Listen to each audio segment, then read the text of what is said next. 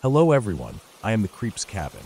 I know you use this video to fall asleep, so before that, like the video and subscribe to the channel. Also, where are you from? And what time are you watching? Now get comfortable and relax.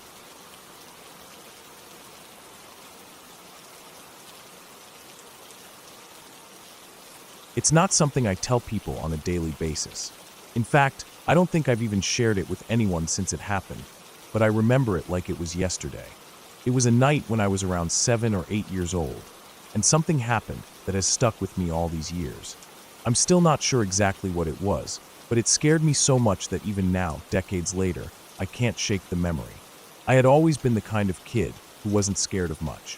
I'd sleep in my own room with the lights off, maybe occasionally running to my parents' room if I had a bad dream, but nothing out of the ordinary. But that night was different. I was in my bed, tucked under my covers, trying to fall asleep after a long day of playing outside. My room was quiet, save for the occasional creaks of the house settling into the night. I always liked to sleep with the radio on. Not loud, but just enough to fill the silence, something soft in the background to keep my mind from wandering too much. That night, the radio was tuned to one of those old stations that would play a lot of quiet, sad songs. The kind of songs you'd hear and instantly feel a little down, even though you couldn't quite place why. I hated them, but for some reason, I didn't turn it off. I just listened, laying there with my eyes closed, trying to block out the sad music and the thoughts swirling around in my head. I didn't notice it at first, but eventually, I heard a sound coming from outside my room. It was a faint bang, like something hitting the window. It wasn't very loud, just enough to make me open my eyes and stare at the window, waiting for the sound to come again. I thought maybe it was the wind, pushing something against the glass. But then it happened again. A solid bang, harder this time. The kind of sound that made the hairs on the back of my neck stand up. I told myself it was just the wind, that it would stop. It didn't. At first, I just lay there, staring at the ceiling. The darkness in my room felt thicker somehow, like it was pressing down on me. The air felt heavier too, like it was harder to breathe. I could hear the faint buzzing of the radio, the sound of the singer's voice barely audible under the static. The song was still playing, something soft and melancholy, but now it felt wrong. I couldn't get comfortable, no matter how I shifted under the covers. Then, I heard something else. Footsteps. They were soft, almost too quiet to hear at first, but they grew louder, closer. It sounded like someone was walking around my room. The footsteps were light, almost careful, like they were trying not to make too much noise. My room was small, just big enough for my bed and a few pieces of furniture, but there was enough space to walk in a circle in front of my bed. The floor creaked under the weight of the steps, and each time the foot hit the floor, the sound echoed in my ears. My eyes shot open, and I stayed frozen, staring into the darkness. It was hard to explain, but the noise didn't feel normal. It felt deliberate, like someone was pacing around my room, circling my bed. My heart started to race, and I felt the cold sweat on the back of my neck. I didn't want to move. I didn't want to make a sound. I thought maybe if I just stayed still, whatever it was would go away. But the footsteps didn't stop. They circled my bed, slowly, methodically. Each step was more deliberate than the last. I kept telling myself it was just my imagination, that it was just the house settling, but deep down, I knew something wasn't right. The room, which had always felt warm and comfortable, now felt cold. It was a strange chill, a sudden drop in temperature that made my breath come out in small clouds. I pulled the covers tighter around me, trying to hold on to the warmth, but it was getting worse. My skin prickled, and I could feel the cold creeping through the blankets. I turned my head slowly, trying to make out any shape in the darkness. There was nothing, just the shadows and the moonlight filtering through the window. But the footsteps kept going. Step by step, they circled around me. It felt like I was trapped in my own room, trapped in that space with whatever was making the noise. The radio was still playing that same depressing song, the voice almost too soft to hear. It wasn't comforting anymore. It was like a part of the whole nightmare, making everything feel wrong, out of place. Every few seconds, a loud crack of static would burst through, and I'd jump, startled by the sudden noise. But it wasn't enough to drown out the sound of the footsteps. I had to get out. I couldn't take it anymore. I had to leave my room. I had to get to my parents. I don't know how I managed it, but I pulled myself out of bed. My legs felt like jelly, like they couldn't hold me up, but somehow I found the strength to move. I didn't look back. I didn't want to see anything that might be there. I just bolted out of bed and ran toward the door. As I passed the spot where I heard the footsteps circling, I felt it. The cold. It hit me like a wall, icy and suffocating. I could see my breath in front of me, thick and misty, like I was standing outside in the middle of winter. I froze for a second, staring at the mist rising from my mouth, but I didn't want to stop. I didn't want to look back. I didn't want to know what was there. That's when I heard it. A whisper. It wasn't clear at first, just a faint sound, like a breath being exhaled into the cold air. And then, as I stood frozen in that freezing spot, I heard it again, louder this time. I'm lost. I didn't wait to hear anything more. I ran. I ran as fast as my little legs could carry me. I didn't stop to look back, didn't care if I tripped or stumbled. I just wanted to get away. I made it to my parents' room, my heart pounding in my chest, and I threw open the door. I didn't say anything, just crawled under their bed and curled into a ball, hiding in the darkness. I could still hear the echo of the footsteps, the voice whispering in my head. I'm lost. I stayed there, shaking, crying silently until I eventually fell asleep, too exhausted to keep my eyes open. I don't know how long I stayed there, but when I woke up the next morning, the house was quiet. The sun was up, and everything seemed normal again. I didn't tell anyone about it. Not then, not ever. I didn't know what to say. I didn't know what happened. But I never slept with the radio on after that. And I never walked through that part of the room again. For years, I convinced myself it was just my imagination, that I had dreamed it all up. But every now and then, when I hear a song on the radio, one of those slow, sad ones, I can't shake the feeling. It's like a part of me is still stuck in that cold room, still hearing those footsteps, still feeling that icy breath on my neck.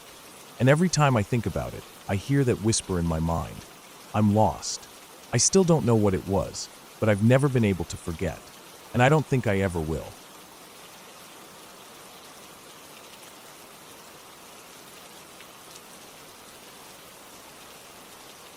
The night was quiet still, almost suffocating in the way only an isolated house can be. I was 16, trying to forget the stress of school, life, and everything that seemed to weigh down on me. I had been staying at my grandmother's for the weekend, sharing the room with her because she had a habit of spoiling me when I visited. She would always insist on keeping me close, and as much as I didn't want to admit it, I liked it too. The old house felt strange, and there was something comforting about being under the same roof as her. But that night, things would change, and the house that usually felt like a second home would soon feel like a prison. I woke up suddenly, as if the world around me had shifted. The first thing I noticed was the darkness. The kind of darkness that pressed in on you. The kind that made it feel like the night had been stretched too thin. It wasn't just dark, it was oppressive thick, like the air was heavier than usual. I glanced at the clock. It was around 3 a.m. The house was completely still. No creaks, no hums of the fridge in the kitchen, no distant sounds of the wind or cars on the road. The silence was suffocating. My eyes adjusted slowly to the dark, taking in the familiar surroundings of my grandmother's room. It wasn't a big room, but it was cozy.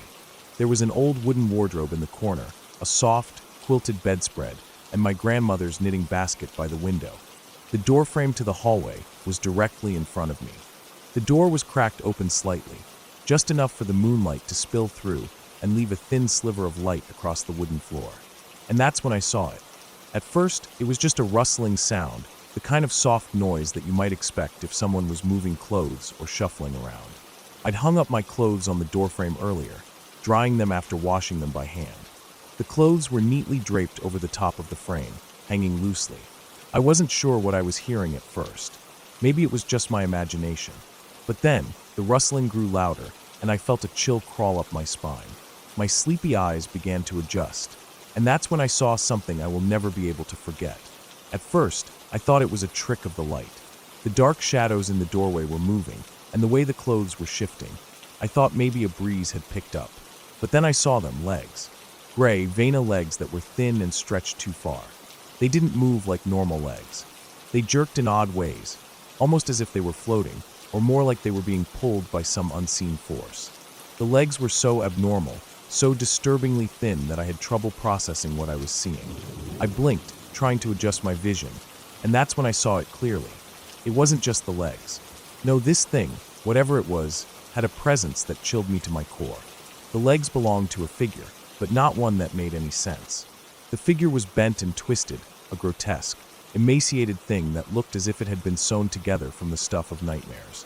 It was standing there, right in the doorway, moving through my clothes with its long, spindly fingers. The fingers were so thin they looked like sticks, and they stretched and twitched, moving with a kind of unnatural precision. Its hands were wrapped around the clothes, sifting through them with a kind of hunger that made my stomach turn. I tried to scream, but nothing came out. My mouth was dry, and my throat felt tight, as if someone had tied it up with invisible rope. My heart began to race, and I could feel the adrenaline surge through me. But I couldn't move. I was paralyzed, staring at this thing. Its skin was gray, sickly pale, and stretched tight over its bones. The veins ran like dark rivers across its skin, bulging in some places, sunken in others.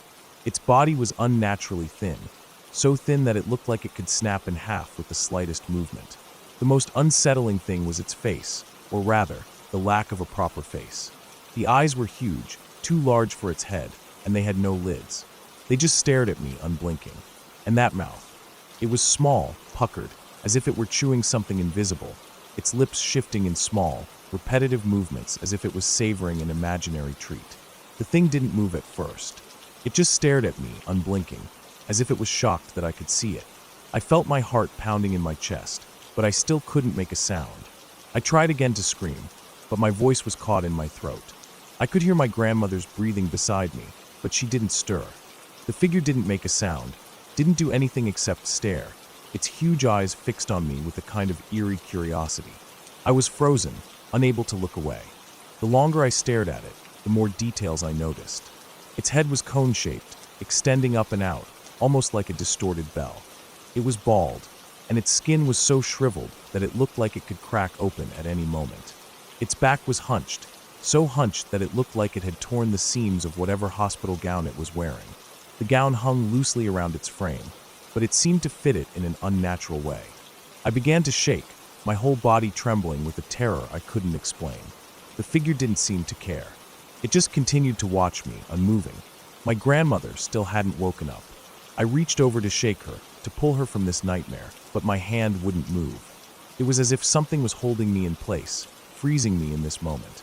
It felt like hours before my grandmother finally stirred. I could see the look of confusion on her face as she blinked, rubbing her eyes. She looked towards the doorframe and saw nothing.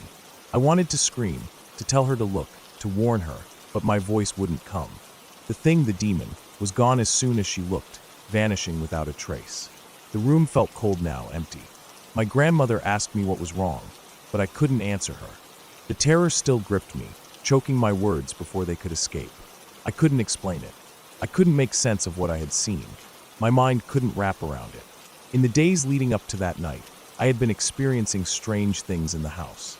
My bedroom door would slam shut on its own. I would wake up in the middle of the night to find it locked, even though I hadn't locked it. And one night, I woke up to the sensation of hands on my legs, fingers touching my feet and calves, cold and clammy, like they belonged to something that wasn't human. I had chalked it all up to stress, or maybe even sleep paralysis, but that night, I knew something was wrong. Something had changed. I told my parents about what I had seen. They listened, but they were skeptical. My mom called the priest, and they came to the house and did an exorcism on my room. I don't know if the exorcism really did anything, or if it was just the peace of mind I needed. But after that night, the strange occurrences stopped. The door stopped slamming. The feeling of hands on my legs stopped. The terrifying creature never came back. I still don't know what happened that night. I don't know if it was real, or if it was something I manifested in my stressed-out teenage brain. But what I do know is that I'll never leave a door open again. I'll never ignore the feeling that something isn't right in the dark. Because sometimes, what you think is just the shadows hiding in the corner of your room isn't a shadow at all. It's something much worse.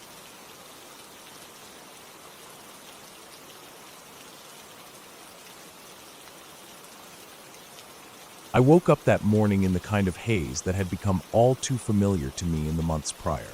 It wasn't so much that I didn't care about life. It was more that life had become irrelevant. I had gotten used to the numbness that came with the weight of depression. It had started slow, with the sinking feeling after a breakup, but then it had built layer after layer, until it was almost all I knew. The pain of it was so overwhelming that, eventually, I welcomed the numbness. It was easier that way. It didn't hurt as much. That morning, though, I woke up and something was different. I couldn't really explain it, but I felt like I needed to feel something again. It wasn't joy or happiness. At that point, I didn't even believe those things were possible for me anymore. What I needed was something visceral, something raw. I wanted to break free, to stop feeling like a passive observer of my own life. I wanted to take control, but I didn't know how. So, I did the first thing that came to my mind. I hopped in my car, still wearing my pajamas. I didn't care. I didn't care about the cold air nipping at my skin, or the disheveled state I was in. Nothing mattered. I just wanted to get to work, get through the day, and move on with whatever the hell was going on in my head. I didn't even bother to check if there were any cars coming down the street when I reversed out of the driveway. I just floored the gas pedal. The car jerked backward with a violent jolt, the tires spinning and the engine roaring. The noise echoed in my head, making everything feel like it was moving in slow motion. For a split second, I didn't even realize how fast I was going or where I was going. I just drove. That's when I saw it, the stroller. A flash of bright colors, the kind you usually see when parents push strollers with their kids. A mother, maybe in her 30s, with dark hair, and a baby in the stroller, just a few inches away from the path I was taking. In that split second, everything became painfully clear. I wasn't just backing out of my driveway anymore. I wasn't just moving a car. I was about to run over a mother and her child. My heart stopped, or maybe it started beating faster. I couldn't tell. I could hear the blood rushing in my ears. I slammed my foot down on the brake, the tires screeching, my hands stiff on the wheel, but the car had already slid a few inches too far. The brakes didn't come fast enough. I stopped just at the edge of the driveway, only a few feet away from her. I could see the expression on her face, frozen, just like mine. Horror, shock, the kind of disbelief that comes when you realize something almost catastrophic just happened, but it hasn't happened yet. I was too far gone in my thoughts to speak, too scared to move. We just locked eyes for a second. Neither of us said anything, but I could feel the weight of that moment like an anchor pulling me under. The mother's eyes flicked to the stroller, checking, almost instinctively, if the child was okay. I followed her gaze, barely able to breathe, as I saw the baby, still safely in the stroller, completely unaware of the danger. It was the tiniest of miracles. If I had been just a fraction of a second slower or faster, I wouldn't have been writing this now. I would have been living with the knowledge that I had caused harm. After that brief moment of frozen time, I did the only thing I could think to do. I hit the gas. I didn't look back. I didn't want to. I could still feel the weight of the moment, pressing down on me as I drove away. The rest of that day, I felt like I was walking around in a daze. My body was going through the motions of work, talking to people, doing tasks, but I wasn't really there. My mind kept coming back to that moment, over and over again, like a broken record. The look on the mother's face. The stroller, just inches away. The baby, still blissfully unaware of how close to death it had been. I didn't talk about it to anyone. I couldn't. There was no way to explain what I had done or why I had done it. All I knew was that I had barely avoided changing the lives of 3 people forever. Maybe even more. When I got home that night, I still couldn't shake the feeling of how close I had come. It wasn't just that I could have ended the life of that baby or hurt the mother. It was how it would have destroyed their family. That moment could have changed everything for them, and I could have been the one to take that away from them. I realized, with horrifying clarity, how deeply my depression had affected not only me, but also everyone around me. I had been so consumed by my own pain that I hadn't even stopped to think about how my actions could hurt others. That night, I didn't sleep much. I kept replaying everything, asking myself what I was really doing with my life. Was this what I wanted? To just go through the motions and ignore the consequences of my actions? Was I really so lost that I didn't care if I hurt people? That wasn't who I wanted to be. The next morning, I woke up with a new resolve. It wasn't a grand realization, and it wasn't a sudden burst of energy, but something inside me shifted. I knew I couldn't keep living like this. I couldn't keep putting myself in situations where I was risking the safety and happiness of others just because I felt numb. I started working on myself. It wasn't easy. Depression doesn't just go away because you decide to fix yourself. It takes time, a lot of time, and a lot of hard work. I sought help, talked to a therapist, and slowly started to put together the pieces of my life again. Every day was a challenge, but I kept pushing forward, little by little. And though the memory of that day never fully leaves me, it's shaped me in ways I never expected. It made me realize that I'm not just living for myself. My actions affect the people around me.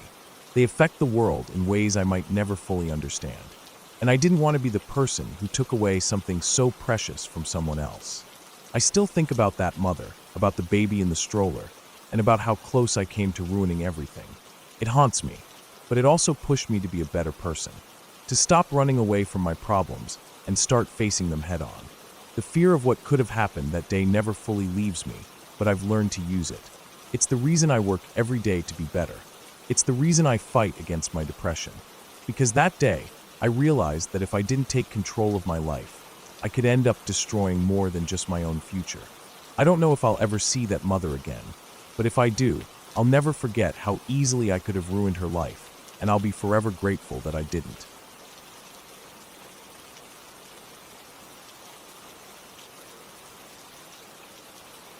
It was one of those nights where boredom hung over everything. Growing up in a small town in Ohio Amish country, there wasn't much to do once you hit high school. You'd drive around aimlessly, hang out at the park, or sit around at a buddy's house, trying to come up with something that would break up the monotony. Some of us had gotten into horror movies, specifically the kind that made you feel like you were living inside the chaos. That night, we'd watched the original Texas Chainsaw Massacre, and I don't think any of us were really prepared for how creepy it would feel afterward. We all talked about it like we were tough, but when the lights went out, that movie definitely left a mark. The atmosphere in the room felt off, and you couldn't shake the feeling that you were being watched. It was a strange mix of curiosity and fear, like we were just waiting for something to happen. That's when my buddy Todd, always the instigator, mentioned an abandoned house he knew about deep in the woods. At first, it sounded like the perfect idea, a little spooky adventure to go along with the creepy mood we were all in. The house had a reputation around town. Nobody really knew much about it, just that it had been abandoned for years. Some people said it was haunted. Some said it was just a place that people had left behind when they moved on. But for us, it didn't matter what the backstory was. It was far enough out of the way that no one would bother us, and it was just the right amount of creepy for a group of high schoolers looking for some thrill. We grabbed some flashlights and set out, 10 of us in total. It was a late spring evening, and the sun had already dipped behind the horizon by the time we hit the gravel road that would lead us to the house. The road was deserted, and the thick woods on both sides made it feel like we were driving through a tunnel of trees. The air was heavy, and the stillness of the countryside made every little sound stand out more than usual. The whole atmosphere was just off. We parked at the end of the gravel road, turned off the engine, and piled out of the car. I brought my shotgun just to mess around. Not that I expected to need it, but it felt better having it there. After all, it was a late-night trek into the unknown.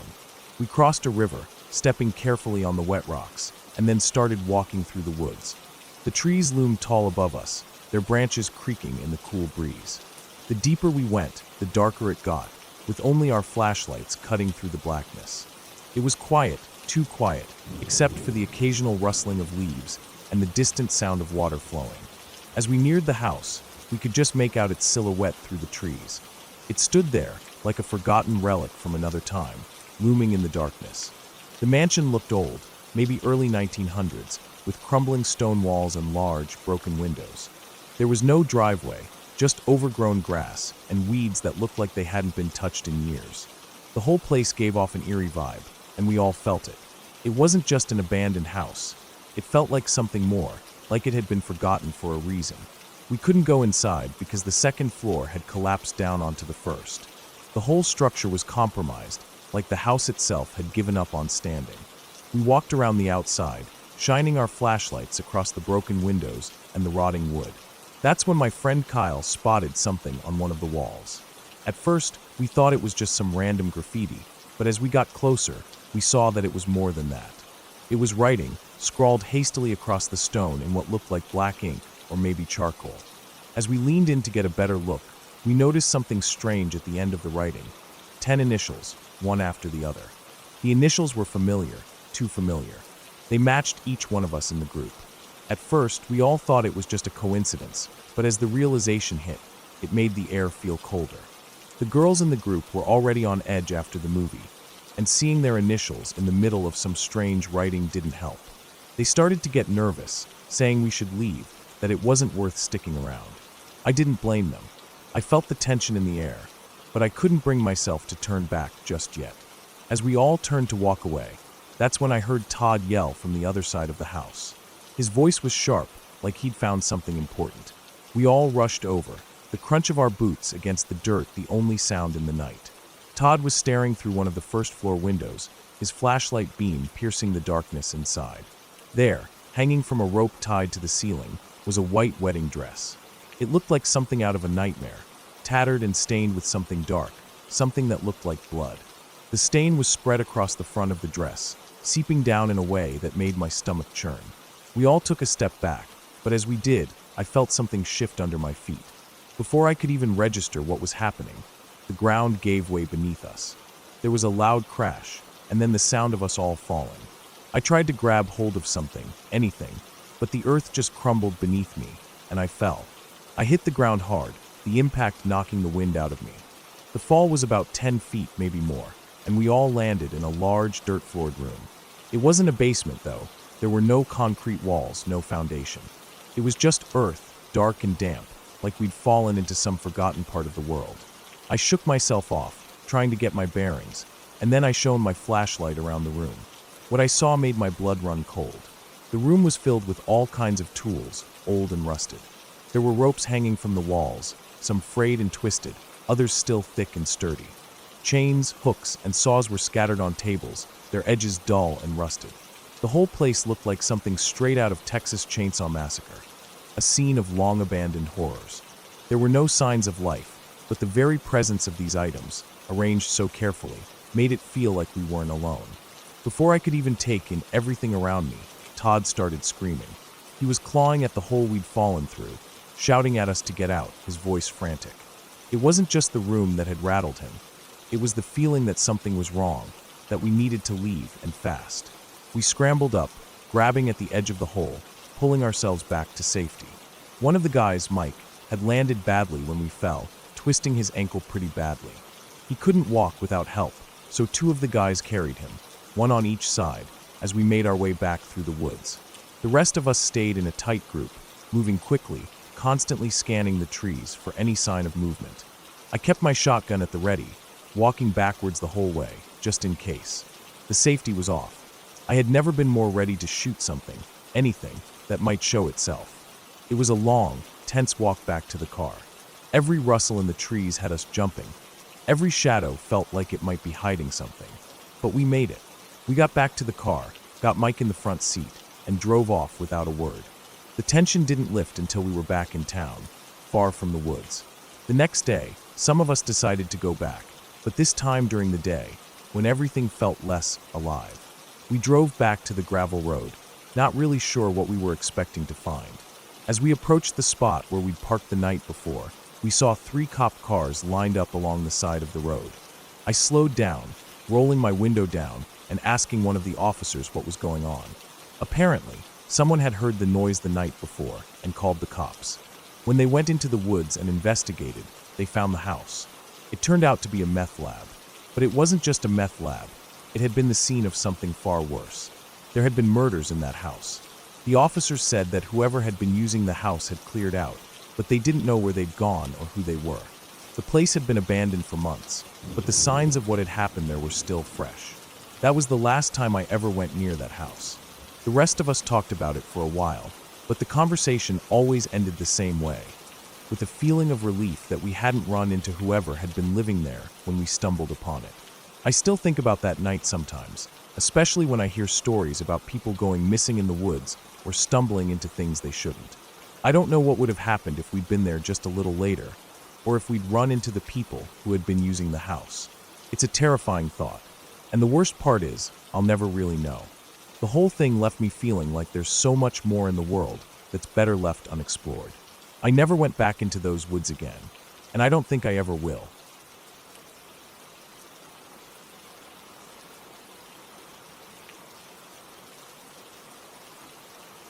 When I was in elementary school, my family decided to add on to our house. We lived in an old colonial home, one that had been around for over 200 years. The kind of house with creaky floors, drafty windows, and thick wood beams that made it look like it had stories to tell. My parents were big on preserving the historical charm of it all. Everything had to be proper. The wood trim had to be painted just right, the paint colors had to match the era, and the floors had to be treated with care. It was a lot of work, but we loved the house and my parents were determined to keep it in good condition for as long as they could. So when it came time to add a room to the back of the house, they hired an architect and a contractor. The idea was to make the new addition blend seamlessly with the old house, both inside and out. My parents spared no expense on the quality of materials, and they were firm about wanting the wood trim to be painted. The contractor, however, was not happy about this. He argued that the wood was too beautiful to cover up and that it would be a waste of time. He said the natural wood would give the addition a more authentic feel, but my parents insisted. So after months of arguments and very little actual work being done, we found ourselves looking for a new contractor. My mom met the new contractor through a lawyer she knew from church. The man's name was Mike, and he came with a whole team of workers, most of them also from the same church. They seemed friendly enough, and my mom liked the idea of working with people she trusted. My parents weren't the type to just hire anyone off the street, and Mike came highly recommended.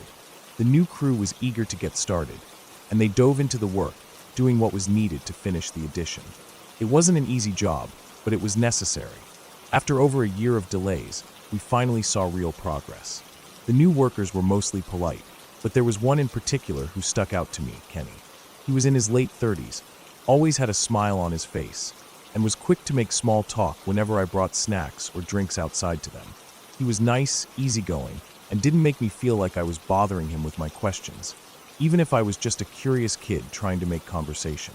He was kind, never rude, and always took the time to chat for a moment, even if he was in the middle of work. I remember how hot it would get in the summer. It was one of those places where the heat and humidity just wrapped around you like a blanket. So I'd often run outside with lemonade, iced tea, or whatever my mom had made for them, and they'd all take a break to cool off for a few minutes. It was just part of life. They'd sit around, leaning against the house, chatting amongst themselves while they took a breather. The conversations were usually about the job, about the house, or just general life stuff. I always felt like an outsider, sitting there on the porch with them, but they were always polite, and I felt safe. It wasn't until the addition was nearly done, after nearly 2.5 years of work, that everything started to feel off. I was 9 years old at the time, still not entirely aware of the complexities of the adult world, but something was starting to bug me about the whole situation. I noticed how Kenny would always be around. He was always there, always working, and always making sure things were done right. It seemed like he was in charge, but he was never officially the contractor. Mike, the head contractor, wasn't around nearly as much, which I thought was strange. Kenny was the one who managed the crew, made decisions, and handled everything, yet he was never actually in charge. One day, months after the addition was finished, my mom was reading the newspaper when she froze. Her face went pale. I didn't think much of it at first, but when I looked at her, I could tell something was wrong. "What is it, Mom?" I asked. She didn't answer right away. She just stared at the paper, then slowly turned it toward me. There, in the local section, was a picture of Kenny. I didn't recognize him at first, but then I saw his name. It was him. He was in the paper for being arrested. My mom's voice shook when she read aloud the charges: pedophilia. I was too young to understand the full weight of what that meant, but I knew enough to feel a sick knot in my stomach. Kenny, the guy who had been kind to me, who had always smiled and chatted with me when I brought them lemonade. He was a criminal. He had been on a list of sex offenders before he ever stepped foot on our property, and Mike, the contractor, had known about it. Mike had never told my parents. He never mentioned that one of the workers had a criminal record, let alone a charge as serious as that. It felt like everything I thought I knew about the past 2.5 years was a lie. My mom was horrified. She had trusted these people, opened our home to them, and now we found out that Kenny had been a danger. It wasn't just the fact that he had a criminal record. It was that my parents had left me alone with him and the other workers on numerous occasions. My brother, too. He was in middle school at the time, old enough to stay at home by himself. But still, we'd both been left with these men, some of whom had been so friendly, so familiar. It made my skin crawl to think about it. We never saw Kenny again. He went to prison, but the whole ordeal left a mark on my family. I never felt the same about the workmen who had come to our house. even the ones who had been nothing but kind.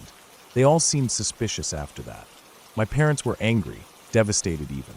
They'd trusted Mike, they'd trusted the whole team, but they'd never thought to ask about the backgrounds of the people working on our home.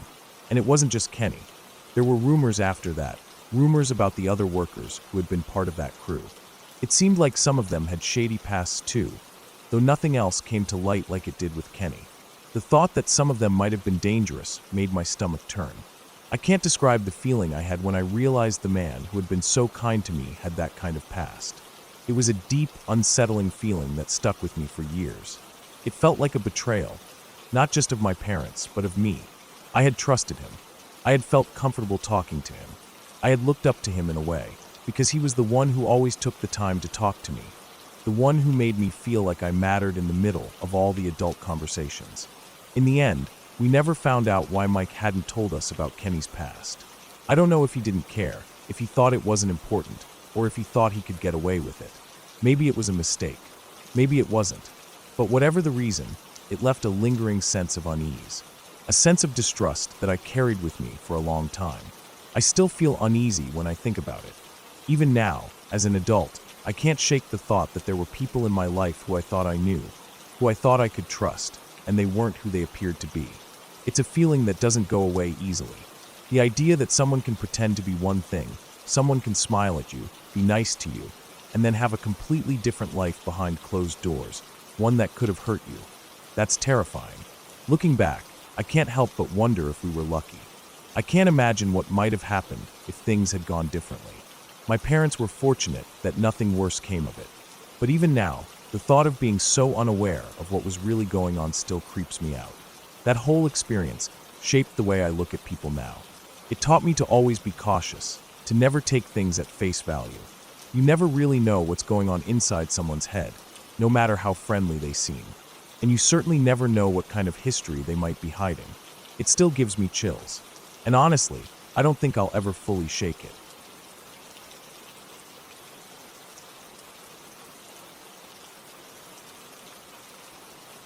It was summer, and after a long stretch of humid days, the rain had come.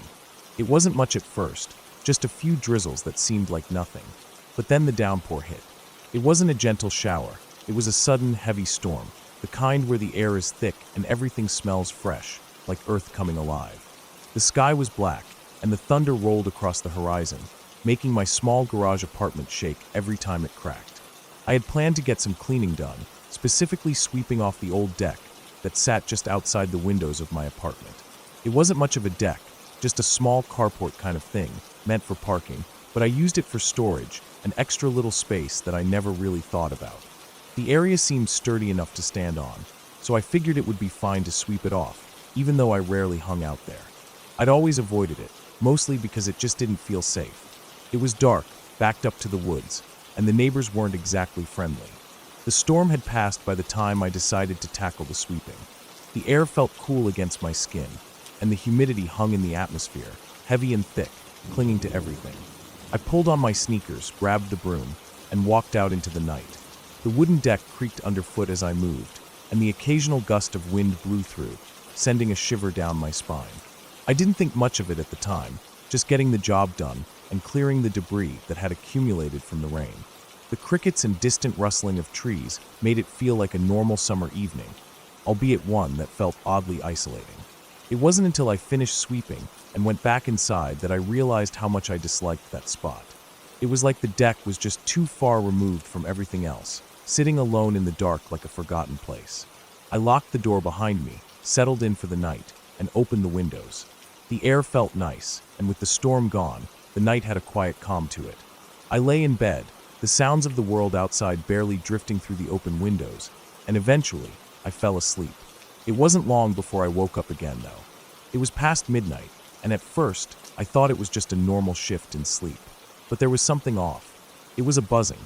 It started faintly, like a fly was caught in the window screen, but then it grew louder, almost as if it were in the room with me. My mind tried to ignore it, but the noise kept getting worse, until it was like a constant hum, more like a swarm of something than just a single insect. I turned in bed, hoping it would stop, but then something brushed against my face. At first, I thought it was a hair or a loose thread, but the sensation was strange, too warm, too quick, and too alive. My heart skipped a beat. I froze. The buzzing grew louder, and then, before I could react, I felt something crawl up my arm. It was light at first, but then it started moving faster, making a soft but unmistakable sound, like something with legs skittering across my skin. I didn't even think about it. I jumped up from the bed, my body frozen in panic. The lights came on instantly, and I looked around, my eyes wide in confusion. But it only took a second before I saw them. There were cockroaches. Everywhere. Hundreds of them, crawling up the walls, the window sills, the ceiling. They were all over the place, like they'd somehow swarmed into my apartment through the window screens, as if the screens weren't even there. At first, it was just a few here and there, but then when I really looked around, I realized the full extent of what was happening. They weren't just the regular kind of cockroaches either. They were flying cockroaches. I could hear their tiny wings buzzing as they moved, darting around the room like some sort of twisted air force. The buzzing got louder, more frantic. My chest tightened, my body went cold, and all I could do was stand there, frozen in place, my mind struggling to process what was happening. The room smelled like dirt and decay, like something rotting in the corner, and I realized that the buzzing wasn't just the sound of their wings. It was a sound that felt wrong, like it was reverberating in the walls, vibrating in my ears. There was no escaping the noise. The air felt thick with it, and all I could do was scream, a gut-wrenching sound that tore through the chaos in my head.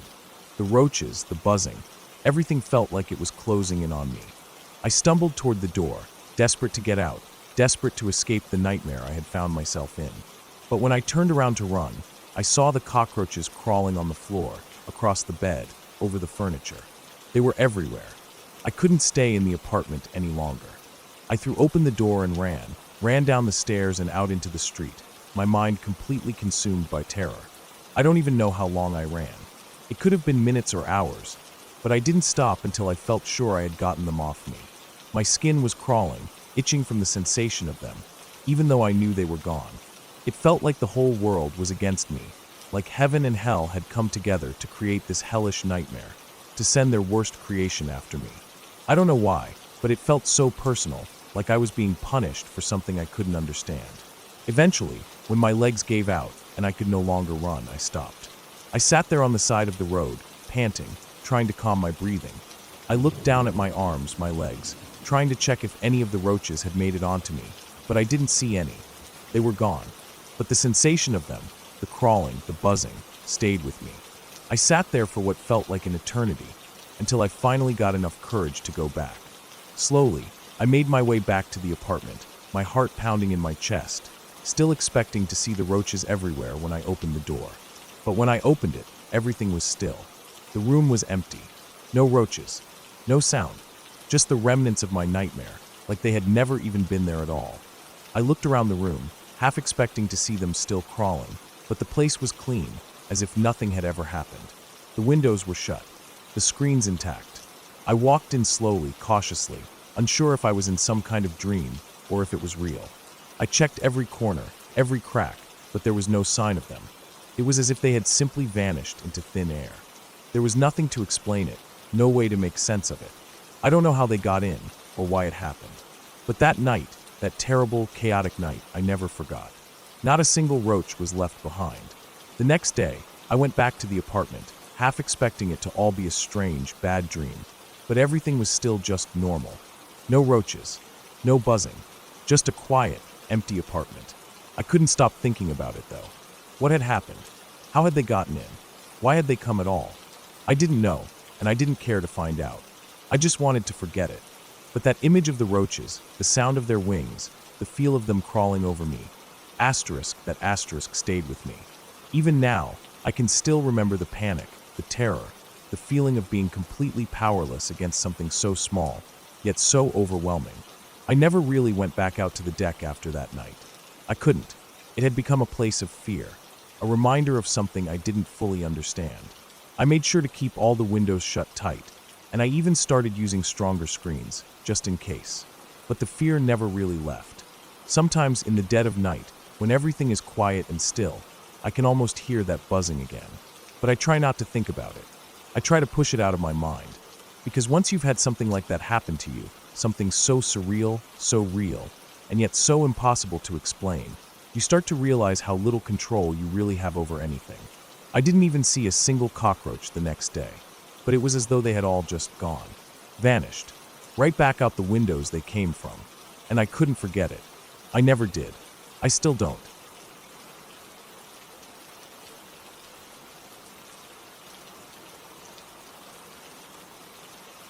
When my grandfather's company was setting up its office in a remote part of a third-world country, it seemed like an opportunity too good to pass up.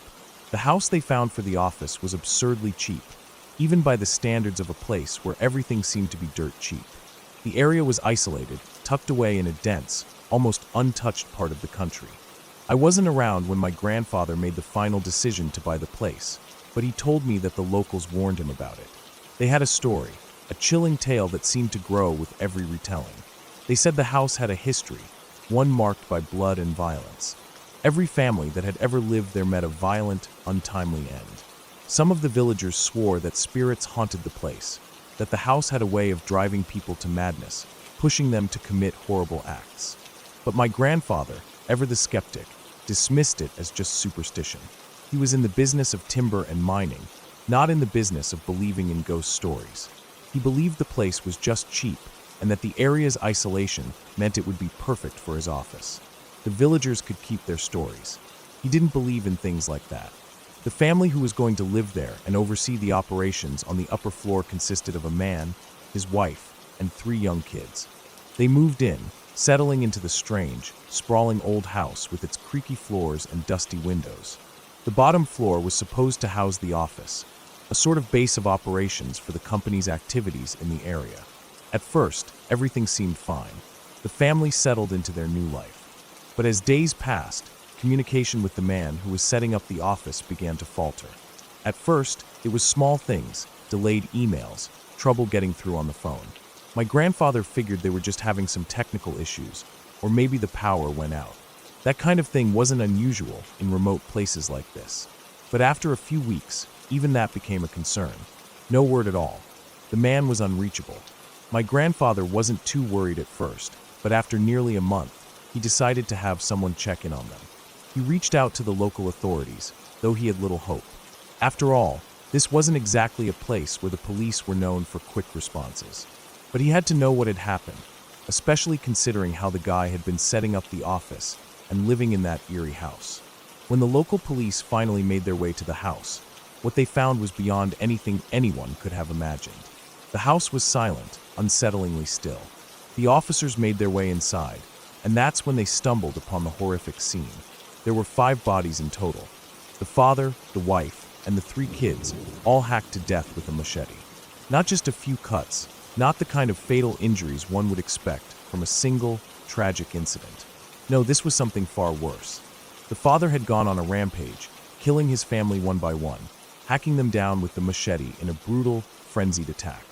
And then, when it was done, when everyone was dead, he had turned the weapon on himself.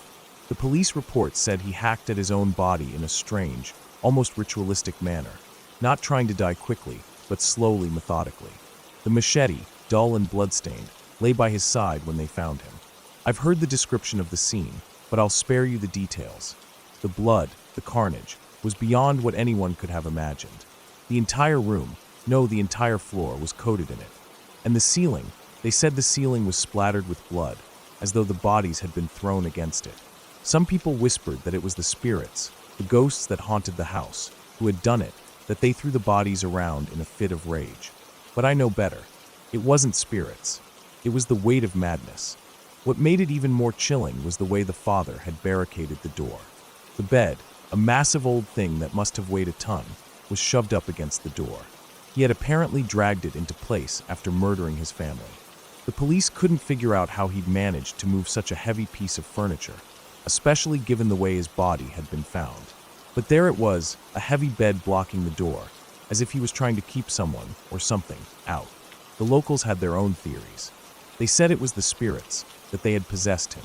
They swore that no man could commit such an act of violence without the help of something dark, something supernatural. They didn't want to hear anything else. But I knew better. Madness. Pure madness. This man had been pushed to the edge. driven insane by whatever isolation he'd found in that house. The village had warned them, but it wasn't the spirits who killed them. It was the weight of the place, the pressure, the insanity that had slowly crept into the man's mind. My grandfather, of course, had to do everything he could to cover it up. The last thing he wanted was for the press to catch wind of what had happened. It wasn't the kind of news that would help his business dealings in that part of the world. So he paid off the right people. A few well-placed bribes here and there, and the story was buried. The police were instructed to file the deaths as natural causes, even though there was nothing natural about it. And the rest of the world would never know.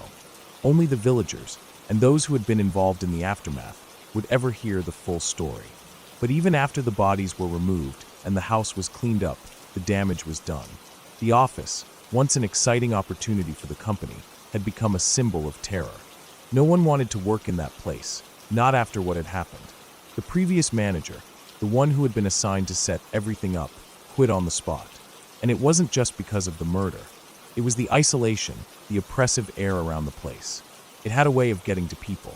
So my grandfather promoted one of the workers to take charge, hoping he'd be able to manage the situation. The guy accepted the title, but not the responsibility. He lasted all of 2 weeks before walking away from the job, leaving my grandfather with no choice but to call it quits on the whole project. He had to find another place for the office, far away from that house. And to this day, the house stands empty, decaying in the middle of nowhere, a silent reminder of the madness that unfolded there. Some say the place is cursed, that it's forever haunted by the souls of the family who died there. Maybe there's some truth to that. Maybe that house is a place of deep, unspoken darkness.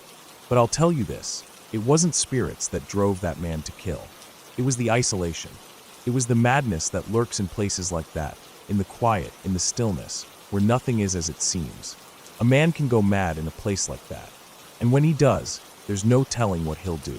As for the house, no one has ever dared move back in. The villagers don't even go near it anymore. They say it's cursed, but I know what really happened there. Sometimes, I wonder if the guy was right to ignore their warnings. Maybe it really was just superstition, and maybe he was just a man who snapped. Either way, that house stands as a testament to the dangers of ignoring the signs, the warnings, the whispers of those who came before. And every time I think about it, I can't shake the image of that blood-stained ceiling, of the bed shoved up against the door. It's not a ghost I fear, not some supernatural force. It's the darkness that lies in the heart of a man, pushed too far, too deep into madness. And in that house, in that remote, desolate place, the darkness was all too real.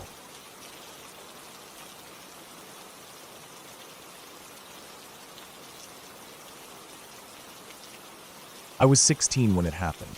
The kind of age where you're stuck in that space between childhood and adulthood, where everything feels like it's on the edge of something bigger, more mysterious. It was just another Saturday afternoon. I had been lying on my bed in my room, the soft hum of the ceiling fanned the only sound, while I read a book. The story wasn't exactly gripping, but it was enough to pass the time. The light in my room was soft, filtering through the blinds, casting long shadows across the walls. It was peaceful, comfortable, the kind of lazy afternoon where the hours stretch on forever. I had been reading for a while, and I could feel a subtle hunger creeping in. My stomach was starting to growl, so I set the book down on the nightstand and glanced toward the door. For some reason, I didn't feel like getting up just yet. Instead, I decided to lie back down. Maybe I'd just close my eyes for a moment, clear my head. I settled in, pulling the covers closer, the soft cotton fabric brushing against my skin. As I relaxed into the bed, something started to happen. At first, it was nothing more than a strange feeling, a sense of lightness. I didn't know what to make of it at first, but it was as though I wasn't lying in my bed anymore. It wasn't a dream, not at all. It wasn't sleepiness either. I could still feel the weight of my body against the bed, but at the same time, I didn't feel like I was there. It was subtle at first, like the feeling when you're drifting off to sleep, but just before the world starts to blur. But instead of sinking deeper into the bed, I started to rise. It was like I was floating, but it didn't feel strange. There wasn't any panic, no sense of fear. I didn't question it. I just let it happen. I lifted, and then slowly began to hover just above the bed. I could still feel the sheets beneath me, but I wasn't touching them anymore. My body was a foot, maybe a foot and a half, off the surface of the mattress, floating as if suspended in air. At first, I just hung there, trying to make sense of it. I didn't move, didn't even try to. Something told me not to. I wasn't in control. But then, I began to spin. It was slow at first. A tiny, barely noticeable shift to the right. But it was enough to make me aware of what was happening.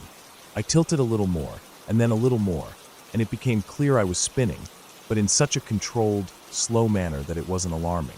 I wasn't entirely aware of where I was anymore. Everything seemed to blur together, the room shifting around me in a way that didn't seem possible. I couldn't see the bed beneath me anymore, but I could feel myself drifting further, higher. The sensation of floating was both freeing and confusing, and for a moment, I wanted to close my eyes, just to calm the overwhelming sensation of weightlessness. But before I could even think about it, something caught my attention. From my position in the air, I could see the doorway to my room clearly. It was strange, because I was no longer just lying in bed anymore. I wasn't even sure how I was seeing it, but there I was, hovering just a foot above the bed, and there, in the doorway, was me. Not some figure or something ghostly. Me. I could see myself on the bed, eyes closed, lying still. And somehow, in that split second, I realized something even stranger. I wasn't just floating. I was watching myself. The room spun in a way that made my perspective shift, and I was watching myself as if I were outside my body, standing in the doorway. I was staring at myself, and the other me, lying on the bed, was still eyes closed. It was as if time slowed down in that moment, like the world around me paused just long enough for me to fully comprehend what was happening. The spinning continued, but it felt slower, more deliberate now. I didn't know how to react, but there I was stuck in that moment. I couldn't take my eyes off myself on the bed, the stillness in my face. I wondered for a brief second if it was all a dream. But no, everything was too real. I could feel the faintest pressure on my chest, the weightlessness, the strange pull that seemed to come from nowhere and everywhere at once. And then, without warning, I saw it. The me in the bed opened its eyes. Not the me floating in the air. No, that was still happening. The one lying still on the bed blinked, and for just the briefest moment, the floating me and the me on the bed locked eyes. It wasn't a gaze of recognition or understanding. It wasn't like some movie moment where everything comes together in perfect clarity. It was a brief, fleeting glance, a fraction of a second, but it was enough to make me realize that I wasn't just floating. I was somewhere in between, caught in the space between two versions of myself. And just as quickly as it had happened, it ended. That connection, the brief, chilling moment where the floating me and the still me met, was broken. The second my eyes, the floating me's eyes, left the bed version of myself, I felt a violent pull. I was falling, tumbling, as if the tether between us had snapped. There was no more calm, no more gentleness. I dropped. It wasn't like a dream, not like the falling dreams where you wake up before you hit the ground. This felt real. I could feel the rush of air, my body plummeting toward the bed. And then there was a jarring crash, like colliding with something solid. But it wasn't physical. I couldn't make sense of it. The floating me slammed into the body lying on the bed. And then, I wasn't floating anymore. The sensation of weight returned in an instant, but it was wrong. The air felt thick, suffocating. I couldn't see anymore. I didn't feel like I was inside my body. The coldness of the doorway returned, and I couldn't make sense of anything. I was trapped inside this body that was mine, but didn't feel like it. The floating me had vanished. It was gone, lost to whatever force had pulled me back into place. I wanted to scream, to cry out, but it was like a part of me, the part that had been floating, was silenced. The me in the doorway, the one watching, was still there, frozen, and I could feel something shift in the air. It was almost like a distant echo, but there was no sound. No one had heard the scream I wanted to make. No one knew what had happened in that room. It was like everything had settled back into place, and the world outside the room had continued untouched. I was left with the silence. Eventually, I woke up again, fully this time. I was back in my bed, the covers pulled up to my chin, the fan still gently spinning overhead. My heart was racing, my body stiff, but I couldn't explain it. I wasn't sure what had happened, if I had dreamt it all, or if I had somehow lost track of time. But I knew that what I had felt, what I had experienced, had been real. It took a long time for me to feel like myself again. I never spoke about it to anyone. I couldn't make sense of it, and I wasn't sure anyone would believe me if I tried.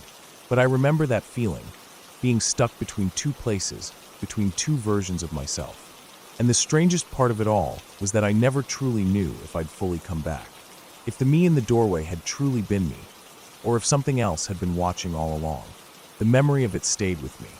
And no matter how many years passed, I never forgot the sensation of being both there and not there, of floating and falling, of being outside my own skin in the most terrifying way.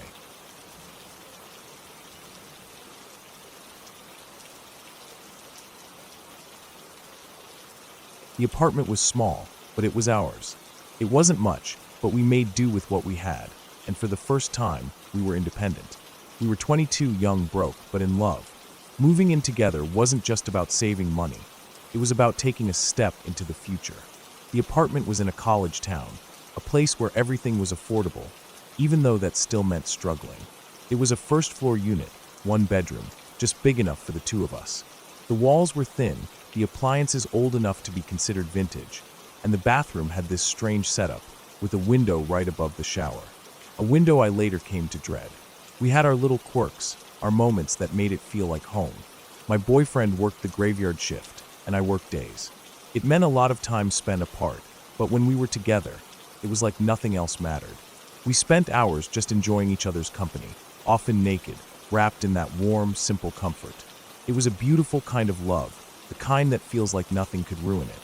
But there were odd things that happened, things that made me feel uneasy, though at first I brushed them off as nothing. The bathroom window, for instance. It was just strange, the kind of window that should have never been built that way. Right above the shower, wide open to the outside. It was one of those quirks that didn't bother me much until I realized that every time I took a shower, my boyfriend would somehow be around, watching me. At first, it was all in good fun. He'd come home after his shift, and I'd be getting ready to shower, and he'd sneak up to that window, peeking through, trying to catch a glimpse of me. I always caught him, and we'd laugh it off, like it was nothing more than a harmless game. But then things started to change. One day, I noticed a log. It was upright, positioned near the window, standing at just the right height. I couldn't figure out why it was there, and I asked my boyfriend about it. He swore it wasn't his. He'd even move it away when I went outside to check. But it kept coming back, as if someone else was putting it there. We had a yard crew that came around a lot, so I figured it was them, moving it out of the way, or maybe it was just an odd coincidence. Still, it stuck with me. There was something unsettling about it. As the weather changed, the yard workers cleared the debris, and the log was finally removed. I thought nothing more of it, but it was always there, that feeling that something was off. We continued on, though, living in our own little world. We had no reason to suspect anything wrong. Then came the big move. Our lease was up, and we found an incredible deal at the same apartment complex. For the price of our tiny 1-bedroom apartment, we could rent a 2-bedroom unit. The catch was that this apartment wasn't on the quiet, suburban street. No, this one was at the other end of the complex, behind an abandoned strip mall. It was quieter, yes, but also more isolated. Our front yard consisted of a dark alley and dumpsters. A Chinese buffet had recently shut down, and stray cats seemed to claim it as their own little hideout. But we didn't care about that. We were happy. The apartment was huge, cheap, and we had more space to grow into. That year, things seemed to get better. My boyfriend bought me a ring for Valentine's Day. He wasn't wealthy, but he wanted to make it special. He bought the ring with the help of a family friend who owned a jewelry store. It wasn't perfect, but it was from him, and I loved it. Or I would have, if it hadn't been so off-size. My ring size was tiny, like really tiny. But they had gotten the measurements wrong and sent him a ring too big for even the most well-endowed hands. It was a joke, honestly, but I tried to laugh it off. It was the thought that counted. We planned on taking the rings back to exchange them, but a snowstorm hit the next day. That same night, his car got broken into. Nothing was taken except for the rings from the glove compartment. We were devastated. I remember going to pawn shops, trying to find the rings. I was so desperate, so angry. I convinced myself that someone had stolen them, someone who probably didn't even deserve the beauty of them. Maybe some other woman with bigger hands. I spent months obsessing over it, my jealousy eating away at me. Winter passed and summer came. Summer brought warm winds through our open windows, and with it, the strange sense that things weren't quite right. We lost our phone service, but it didn't matter much. The only people we talked to were each other. The city, meanwhile, was cutting police resources, closing stations, and leaving the worst parts of town to fend for themselves. Ours was one of those parts, but we didn't worry too much. During the day, the neighborhood felt safe enough, even if it was kind of run down. It was a far cry from the college town feel of our old place. Still, we were happy. One night, after a long day, I decided to take a bath. I filled the tub, added some bath salts and bubbles, and opened the window. I had my laptop, ready to watch a movie while I soaked. I sat there for hours, unwinding, completely lost in the peace of it all. By the time I decided to finish up, it was late, and the cool night air felt good against my damp skin as I stepped out of the tub. The bathroom was warm, the window open to the outside. I didn't bother moving the pile of clothes I'd left by the door. I just stepped around them, moving out of the bathroom. That's when I noticed him. At first, I thought it was my boyfriend playing a prank, standing outside the window, probably trying to make me laugh. But then I saw his eyes, too high up. My heart dropped. Something wasn't right. My mind raced, trying to make sense of it. He was standing so tall that I could see his entire torso. And the worst part? He was naked. He was standing there, jerking off right outside my window. My blood ran cold as my eyes locked on his hand. He wore a silver ring, one with Celtic knotwork. My stomach turned. The same kind of ring I had once worn. The same one that had been stolen.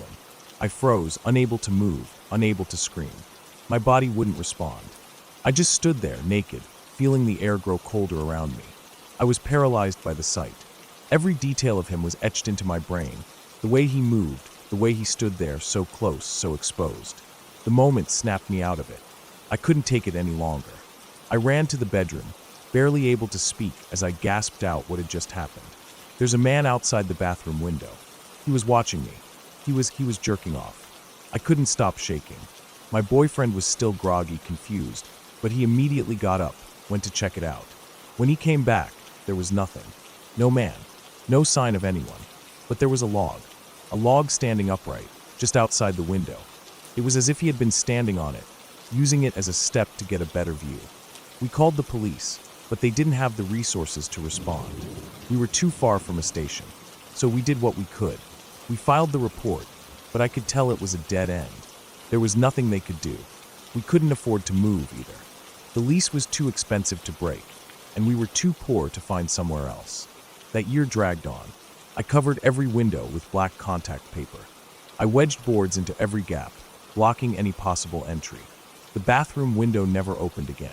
I carried pepper spray with me everywhere, never leaving the apartment after dark. But even with all that, I still heard things.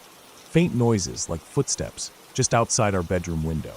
Every morning, my fiancé would check, and there would be prints in the dirt, like someone had been standing there, watching us every single night. I never felt safe again. Every little noise had me on edge, my heart racing. I still can't sleep at night without feeling the cold dread of that man's eyes on me. That apartment, that place where we once felt so happy and carefree, became a prison. The worst part, we never found out who he was. He never came back, but I always wondered, every time I heard those footsteps, if he was still watching. And in the quiet of the night, I'd wonder if he ever really left at all.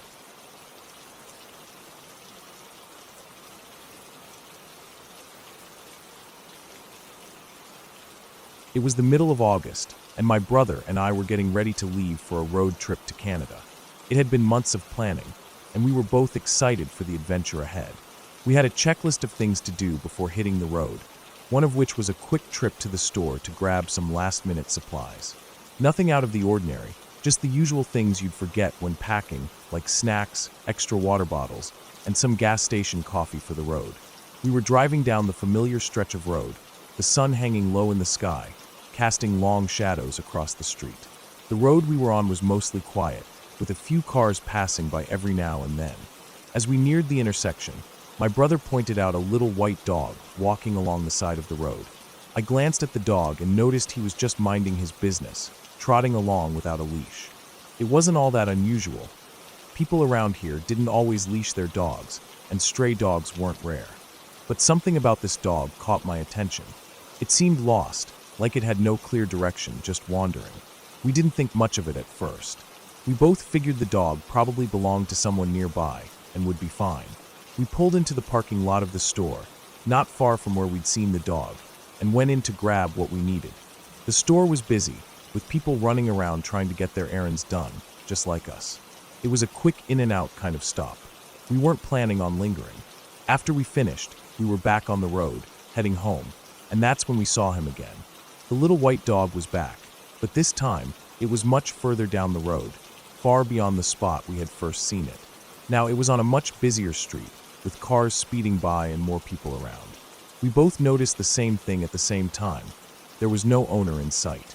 The dog was still walking along the side of the road, but it didn't seem to have any sense of direction anymore. It was wandering, almost aimlessly, as if it had no idea where it was going. My brother and I exchanged a quick look, and without saying anything, we both knew what we had to do. We couldn't just let this little dog keep wandering around, especially not on a busy street like this. We decided to help him find his way home, even if it meant taking a few extra minutes out of our trip. So we pulled over to the side of the road, putting the car in park. I got out of the car and walked a few steps toward the dog. I whistled, hoping to get its attention. At first, the dog didn't notice me, but after a moment, it turned its head, its little tail wagging happily. It looked back at me as if I was just another friendly face in the world, and then, without any warning, it took off, running in the opposite direction. I stood there for a second, stunned. I had only intended to call him over, but now the dog was running away from me. My immediate thought was to chase after him, but I didn't. I knew if I did that, I could risk making him dart into the street. I hesitated for just a moment, trying to figure out what to do.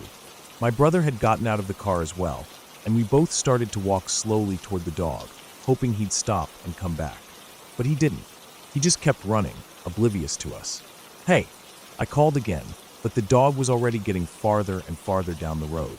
It was almost like he was playing a game, as though the whole world was just one big playground to him. My brother muttered something under his breath, then said, "Oh shit, he's crossing."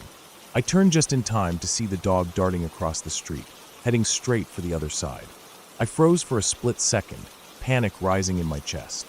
My brother, thinking fast, sprinted to the other side of the street, trying to cut him off before the dog reached the busy lanes of traffic.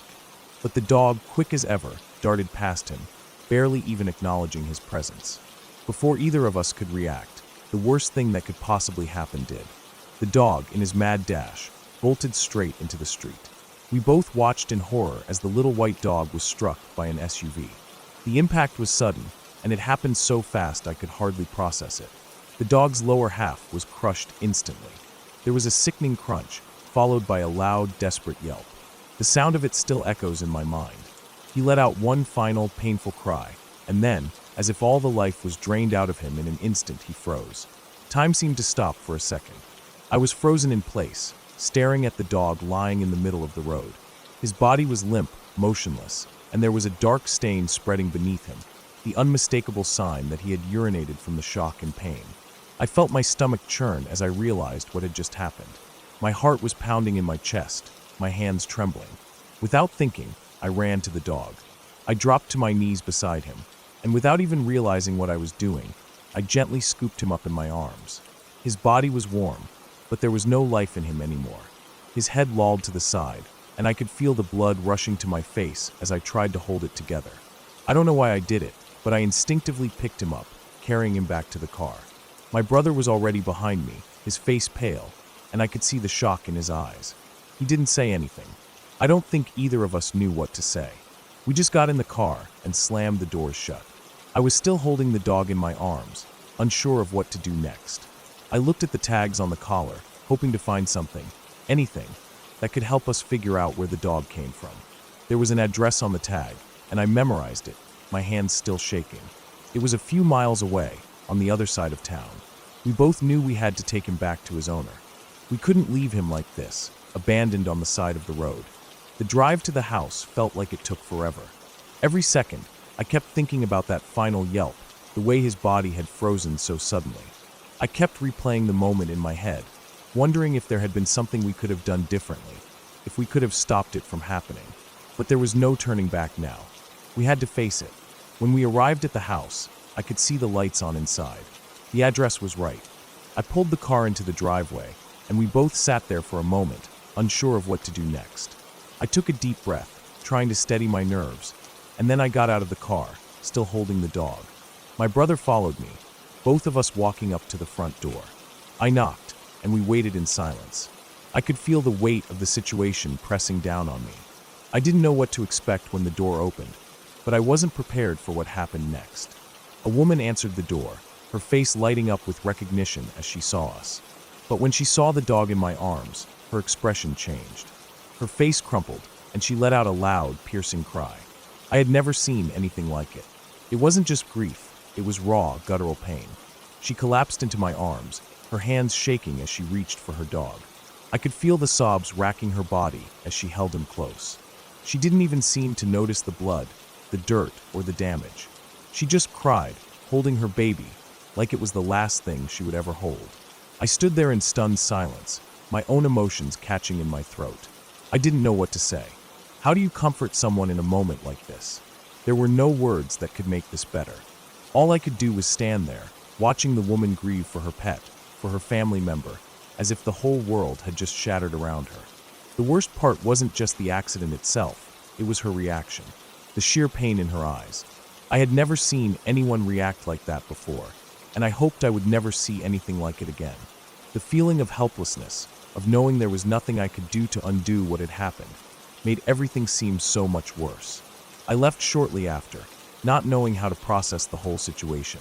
The drive back to the house was silent. My brother and I didn't talk much. We both understood what had just happened, but neither of us knew how to make sense of it. The dog was gone, and there was no way to bring him back. The only thing we could do was move forward, knowing that we had done our best in a situation that no one should ever have to face. I still think about that moment sometimes. The way the dog ran across the street, so carefree, and the sound of his last yelp. I'll never forget it. And I'll never forget the look in that woman's eyes when she saw her baby lying lifeless in my arms. It's something you can't unsee, something that stays with you long after the day is over. The driver of the SUV didn't even stop. They just kept driving, not even looking back. It still bothers me, but that woman's grief, the depth of it, that's what stays with me the most. I hope she finds peace someday. I hope she doesn't have to feel that kind of loss again. But I'll never forget that little white dog running across the street, full of life one moment and gone the next.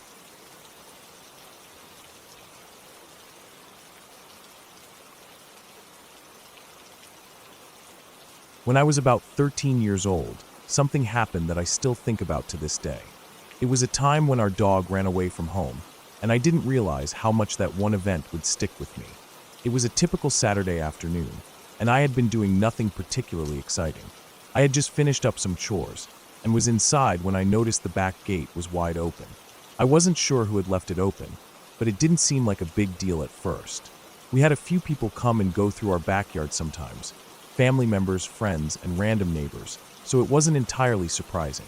Still, our dog, a little white mutt named Daisy, had taken advantage of the opportunity and slipped out. Daisy wasn't a troublemaker. She was a curious dog, sure, but she was harmless. She'd run off from time to time, but it usually wasn't anything to worry about. She had a favorite route that she liked to take, down the alley behind the houses, where people would sometimes leave out garbage or food scraps. She'd sniff around, maybe make some noise, but the minute she saw me, she'd come trotting back home, no big deal. That day, though, it wasn't like the other times. She didn't come back. I waited a little while, hoping she'd wander back like she always did, but after a half hour, I started to feel uneasy. I couldn't shake the feeling that something was off. I went outside, called her name a few times, but there was no response. I walked around the block, checking all the usual places. It was starting to get late, and the sun was dipping behind the trees. It was getting to the point where I was more than just worried. I was beginning to panic. I retraced my steps, going from yard to yard, peering into alleyways and over fences. I didn't know why, but something in my gut told me that this time was different. I walked further than I had before, down the street and beyond the familiar territory where she'd normally wander.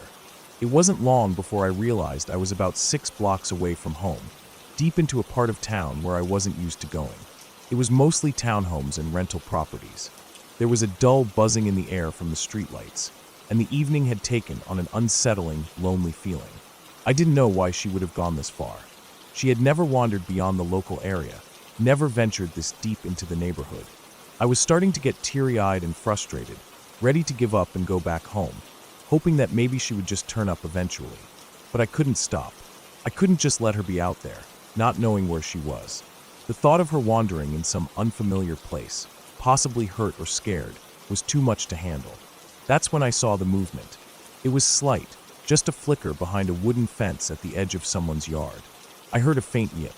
My heart skipped. I recognized that bark. It was Daisy. I rushed toward the sound, crossing a small patch of grass before coming up to the fence. There she was, right in front of me, her white fur covered in mud, looking like she had been in some kind of struggle. She was barking frantically, trying to get my attention, pulling at a chain that was wrapped around a post. She was still wearing her collar, the one with the tags that had my contact information.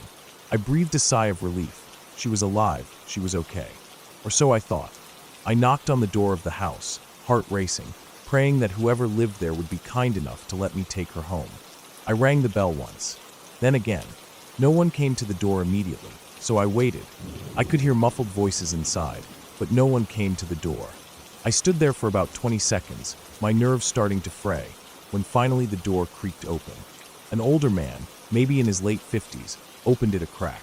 He looked at me with a slightly puzzled expression, like he wasn't expecting anyone. Yes, he said, his voice sounding bored and annoyed. Hi, I said, trying to keep my voice steady. I'm looking for my dog. She's in your backyard, I think. I pointed toward the yard, where I could still hear Daisy barking. The man looked at me for a moment, eyes narrowing slightly. What dog? He asked, sounding almost confused. I was taken aback. What do you mean? My dog. The little white dog in your yard. My voice was starting to crack as panic started to bubble up inside me. My heart raced, and my stomach twisted into knots. The man just stared at me for a moment, then, without a word, he started to close the door. My foot shot out instinctively, stopping the door from closing. No, wait, I said, a little louder now, desperation creeping into my voice. The dog, right there, in your yard. I pointed toward Daisy, who had stopped barking for a moment, but was still tugging at the chain. I could see the tension in her body. She was desperate to get to me. The man glanced over at the backyard and then back at me, but his face was unreadable. Then, he sighed in a way that made my skin crawl, almost like he was annoyed with my presence. Oh, that dog, he said dismissively. Then he shut the door completely. I stood there, frozen for a second, not knowing what to do. He had just dismissed me, dismissed my dog, as if it was no big deal. I felt sick to my stomach. What was going on? Why would he act like this? I didn't give up, though. My need to get Daisy back overtook my fear. I walked around the side of the house, my mind racing with questions. I could hear the man inside, his voice muffled as I rounded the corner. I wasn't sure what he was doing, but I wasn't going to leave without my dog. As I approached the backyard, I saw the man step out through the back patio door. He was holding the chain that Daisy was attached to. Daisy cowered in the corner of the yard, clearly frightened by him, as he unchained her. It made no sense. If they had rescued her, why was she so scared? She was usually friendly with everyone. This wasn't right. As soon as she was free, she bolted straight toward me. I dropped to my knees, and she leaped into my arms, covering my face with excited, frantic licks. It was like she had been waiting for me to come, to get her out of there. I could feel the relief flooding through my body as I hugged her close, but there was also a sharp edge of fear that wouldn't go away. The man didn't say a word. He just turned, walked back inside, and closed the door behind him. No apology, no explanation. Just a cold, blank stare before he disappeared.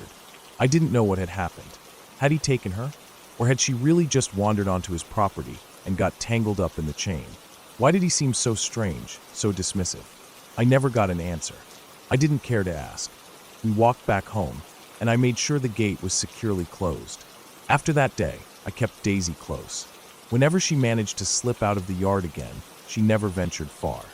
We found her waiting by the gate once, sitting there, almost as if she was waiting for us to let her back in. It was as if she knew better than to go too far after that day. But I couldn't shake the feeling that something had been off with that man. I'll never know if he had stolen her or just found her and decided to keep her for himself. All I know is that he didn't seem like someone who was interested in doing the right thing.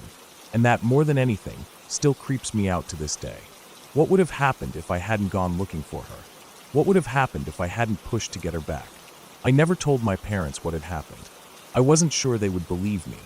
And part of me was afraid that if they did, it would lead to more questions I wasn't ready to answer. The only thing I knew for sure was that I was never going to let Daisy wander too far again. And that man, I don't know what his intentions were, but I've never been able to shake the feeling that he wasn't as innocent as he seemed. Daisy stayed close to home after that. She never wandered far, and neither did I. And sometimes, when I think about that day, I wonder how many other people there are out there who aren't as trustworthy as they seem.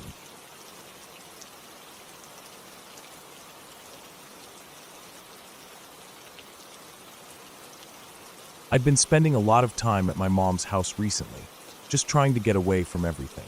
Her neighborhood is quiet, tucked away in a suburban corner of the city, where the streets are lined with palm trees and well-kept lawns. It was always peaceful there, nothing too exciting. The houses weren't grand, but they were charming in their own way. The street I grew up on wasn't much different from the rest of the neighborhood. Nothing out of the ordinary, but it felt familiar and safe. Across the street lived the Connors. They were a quiet family too, but the mother and father always seemed friendly when I waved at them. I didn't know them very well, but I knew they had a son, a 12-year-old named Dylan. He was a tall, lanky kid who, from what I gathered, had autism.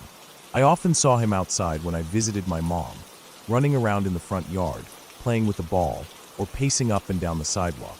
He was always under the watchful eye of a caregiver, someone who would make sure he was safe while he played. But Dylan's behavior struck me as a little off. Not in a bad way, but in a way that made me curious. He never really interacted with anyone, just wandered around, doing his own thing. One particular afternoon, I stepped outside my mom's house to get some fresh air. It was a typical day, warm for autumn with a cool breeze rustling through the trees. As I walked down the driveway toward my car, I noticed Dylan across the street, pacing slowly around the bottom of my car. His ball had apparently rolled underneath it, and he was trying to figure out how to retrieve it. I didn't think much of it at first, but after a few moments, I saw that he was just staring at the car. His movements were slow and deliberate, almost mechanical. I walked over to him, unsure of what to say. "Hey, you lost your ball," I asked casually. Dylan didn't respond. His head was cocked to one side, his mouth hanging slightly open, and his eyes, those empty, vacant eyes, stared past me as if I wasn't even there. I felt a little uncomfortable, but tried to brush it off. I bent down, reached under the car, and grabbed the ball, then handed it to him. He didn't say thank you or acknowledge me at all. He just stood there, staring at me with that strange, empty gaze. His long, thin arms wrapped around the ball like he was cradling a newborn, and he held it close to his chest. I gave him a nervous smile, but he didn't react. After a long, unsettling moment, I turned and walked back toward the house, but I couldn't help but glance back over my shoulder. He was still standing there, unmoving, staring at me like a statue, frozen on the curb. I went inside and told my then-girlfriend about what had happened. "Ah, he was probably just confused," she said, trying to reassure me. "He probably wanted to say thank you, but didn't know how to." She smiled, but I wasn't entirely convinced. There was something about the way Dylan looked at me that felt off. Like he wasn't fully there, like something was missing. But I let it go. Maybe I was just overthinking it. It wasn't the first time I'd felt uneasy around someone, and I certainly wouldn't let it bother me. Later that night, I decided to stay over at my mom's. The wind had picked up, and the howling Santa Ana winds were blowing through the trees, creating an eerie, whistling sound outside. I was sitting in my old bedroom upstairs, scrolling through my phone when I heard something faint but distinct. A trash can had blown down the street, tumbling across the pavement. I didn't think much of it. The wind was always like that, knocking over garbage cans and causing all sorts of noise. I tried to focus on my phone, but then something else happened. Beep, beep, beep. The sound of the house alarm system was unmistakable. Front door open. It beeped, signaling that the door wasn't fully closed. I'd forgotten to check it earlier. In a rush, I climbed out of bed and walked down the dark hallway, trying to make my way to the stairs. My room was at the back of the house, and the hallway was pitch black. I fumbled around, half asleep, trying to find the light switch. When I flicked it on, my stomach dropped. There, standing at the top of the staircase, was Dylan. My heart skipped a beat. I froze, unsure whether what I was seeing was real. There was no way this could be happening. I looked at him, trying to make sense of what was going on. He was standing there, still as stone, with his head tilted to one side.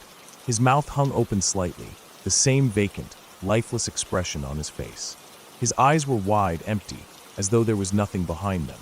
The same unsettling look that I'd seen earlier when I handed him the ball. For a moment, time seemed to stop. I stood at the bottom of the stairs, staring at him, and he stared back at me. I wasn't sure what to do. Should I yell? Should I call for help? But nothing seemed right. The whole situation felt wrong. I could feel the hairs on the back of my neck standing up, and my pulse quickened. After what felt like an eternity, I managed to move. I didn't know what else to do, so I slowly walked up the stairs toward him, trying not to make any sudden movements. My mind was racing. How the hell had he gotten in? I wasn't sure how to react. I couldn't leave him there, standing in my house in the middle of the night, so I did what seemed like the only option. I gently took him by the hand and led him back toward the front door. His fingers were long, cold, and clammy, and they wrapped around mine like a vice. His grip was strong for someone so small, and I could feel the chill in his touch as I guided him through the dark house. When we reached the door, I pulled it open, feeling an overwhelming sense of relief. His house was just across the street. I didn't want to take any chances. I didn't want him to be out there, alone in the night, so I walked him across the street and up to his front door. I didn't knock or ring the bell. I just opened it. To my surprise, the door was ajar, as if no one had noticed him slip out. I quickly turned him toward the inside of the house and nudged him through the threshold, making sure he was safely inside before I quickly shut the door behind me. I took a deep breath, exhaled slowly, and hurried back across the street, making sure the door to my mom's house was locked tightly this time. I couldn't shake the image of Dylan standing there in the dark in my house. Those eyes, that vacant stare. It was like he wasn't really there, like he was a shell of someone. And for the rest of the night, I couldn't shake the feeling that something wasn't right. The next morning, I saw Dylan again. He was back outside, playing in his front yard with his ball. The whole thing seemed so surreal, like it hadn't happened at all. But I couldn't forget the feeling I had when I saw him in my house, standing there in the dark. It wasn't just the oddity of the situation, it was the way he looked at me. The way his gaze seemed so empty. I don't know what it was. Maybe it was a misunderstanding. Maybe it was just my mind playing tricks on me. The fear of the unknown making the whole thing feel worse than it actually was. But I couldn't shake it. I couldn't forget about Dylan, and every time I saw him from that day forward, a chill ran down my spine. I still visit my mom from time to time, but I make sure the door is always locked. And whenever I look across the street and see Dylan, playing in his front yard, I can't help but wonder if he's still staring at me, waiting for me to notice him again.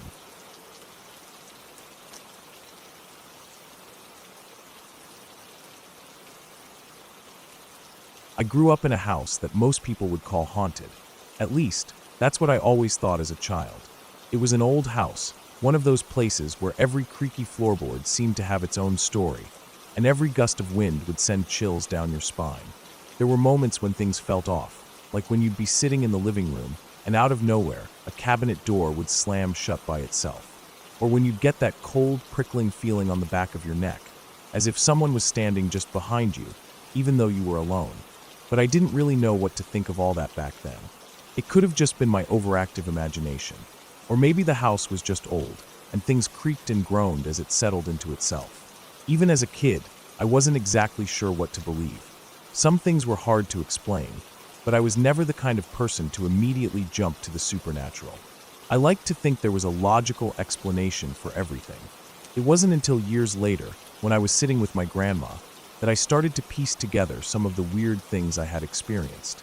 We were just talking about life, and out of nowhere, I casually asked, wouldn't it be fun to go back and ask the current owners of the house if they experience anything weird? I was joking, of course, but she didn't laugh. Instead, she looked at me like she had something important to say. Did I never tell you that the people we bought the house from did the exact same thing? She asked, almost too casually. I froze. The people who had sold the house to my grandparents had, apparently, also wondered if they were experiencing strange things in the house, just like I had as a child. Suddenly, I realized that the weird things I had seen and heard weren't just my imagination or normal house noises. They were things that the previous owners had experienced too. That was when it all clicked for me. The footsteps, the strange sounds, the feeling of being watched. But the thing that stuck with me the most was the Christmas ghost experience. That's the one I couldn't forget. And now, looking back, I'm starting to wonder if it was all real. It happened one Christmas Eve, when I was just a kid. I was lying in bed, the soft glow of the Christmas tree lights flickering through the curtains. The house was quiet, almost too quiet. The only sound was the soft ticking of the old clock on the mantel, and the occasional rustle of the tree as a breeze from the open window stirred its branches. I remember feeling cozy, wrapped up in my blankets, drifting between sleep and wakefulness. But then, out of nowhere, I heard it. Footsteps. At first, I thought it was my parents or my grandma getting up, maybe moving around to get a snack or check on the presents. But then I realized something. It was too late for anyone to be getting up. I could feel it in my gut. I thought, maybe it's Santa Claus. Maybe I had heard him come in and was just too late to catch him. The excitement started to build up in my chest. I had to see. I threw my covers off and crept out of bed as quietly as I could. I didn't want to wake anyone, but I needed to see if Santa was really here. The floor was cold under my bare feet, and the house was eerily silent, except for those footsteps. They echoed through the hallway, moving from the living room to the kitchen. I tiptoed down the hallway, peeking around corners, hoping to catch a glimpse of a jolly old man with a sack of toys. But when I reached the living room, I found no one. There was nobody by the tree, and the presents were still exactly where my grandma had left them earlier that night. I felt a pang of disappointment, but I didn't stop there. I heard the footsteps again, this time coming from the kitchen. They were faint, like someone walking softly, but they were still there, steady and persistent. I ran into the kitchen, thinking I might find Santa there, maybe grabbing some cookies or milk. But the room was empty. The kitchen was cold, like the air had just shifted. The faintest sound of movement came from behind the pantry door. I could hear it moving, like someone was walking around in the next room, just out of sight. I don't know what I thought at that moment. Maybe I was so caught up in the excitement that I didn't even stop to question why I couldn't see anyone. I just thought it was still Santa, trying to be sneaky. I ran from room to room, chasing the sound of footsteps that never seemed to stop, but I could never quite catch up. It was like whatever I was chasing was always one step ahead of me, leading me around the house. I chased the footsteps from the kitchen to the hallway, down into the basement, up the stairs, through the living room, and back into the kitchen. I don't even know how long I ran, but my legs were burning, and my breath was coming in short, panicked bursts. At some point, I realized I was just chasing nothing. There was no one there. It was as if the footsteps were following me, or leading me, or maybe they were just echoes in the dark. I could feel the exhaustion setting in, but I didn't stop. I had to know what was going on. I finally gave up, too winded to keep going. I didn't feel scared at the time, but looking back, I realized I should have been. I went back to bed, feeling completely out of breath, my mind racing with thoughts of what had just happened. I could still hear the soft padding of footsteps in my head as I tried to drift back to sleep, but nothing came of it after that. Eventually, I dozed off, the events of the night blending into the haze of sleep. The next morning, everything was normal. My parents were still asleep, my grandma was up making coffee, and the presents were just where they had been left the night before. No one seemed to remember anything unusual happening, but I couldn't shake the feeling that something had been off. I told my mom about the footsteps, but she just brushed it off, saying I must have been dreaming. Years later, when I was old enough to understand more, I asked my grandma about it. I had always wanted to know what had happened that night, but she just smiled and said, "Some things are best left unanswered, dear." But now, with the conversation I had with her, I'm starting to wonder what it was I really chased that night. It wasn't Santa Claus. It wasn't anything like that. I realize now that I had been chasing something else entirely, something I couldn't explain. Maybe I'll never know what was happening in that old house. Maybe I'll never understand why I heard footsteps when no one else was awake. But after hearing that the people who sold the house had experienced the same things, I feel a little less crazy for wondering if there was something truly strange about that place. When I think back to it, I don't know if I'm relieved or disturbed that I never caught up to whatever it was I was chasing. Maybe it's better that way. Some things, I guess, are just meant to stay out of sight. I'm not sure I want to know what was really going on in that house, or if I'm better off letting it remain a mystery. But I do know one thing for sure. It wasn't my imagination. It wasn't just some random noise or old house sounds. I know what I heard, and I know what I chased. And to this day, I can't shake the feeling that something was there that night, something I wasn't meant to catch.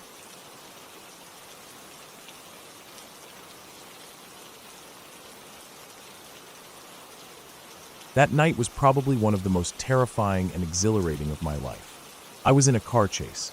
It started out like any normal night. Growing up in a small town nestled between larger cities, you get used to the kind of chaos that comes with living near both. The gang violence in my neighborhood had been bad for years, to the point where the National Guard was sent in to help the local police force restore some semblance of order. But even with all that, there wasn't much to do except hang out with friends and go to the movies or bowling alleys. The area wasn't exactly known for its friendly vibe, but you had to rub shoulders with some unsavory characters if you wanted to get a taste of the fun. That night, my two friends and I decided to go see the new Rocky reboot. I was with John, who was the quiet, tough guy of the group. He was a linebacker and captain of the football team, always ready to jump into action, but not one to say much. Then there was Jack. Jack was the funny guy, always cracking jokes and doing whatever he could to make the people around him laugh, even if it came at their expense. He's a semi-professional baseball pitcher now, but that's a detail that would become important later. After the movie, we came out to the parking lot, and I was exhausted but happy. We were heading back to my car when we saw it. A trashed car parked right next to mine. Dented, windows broken, dirt thrown into the driver's seat, tires slashed. Someone had really taken their anger out on it. And on top of it all, there was a giant 7 to 11 big gulp cup just standing upright on the roof of the car. What do you think? You think I can hit that cup off? Jack asked, holding a rock in his hand. We were a good 90 feet away, but he seemed confident. We immediately told him no way, don't do it. But Jack didn't listen. Fuck it.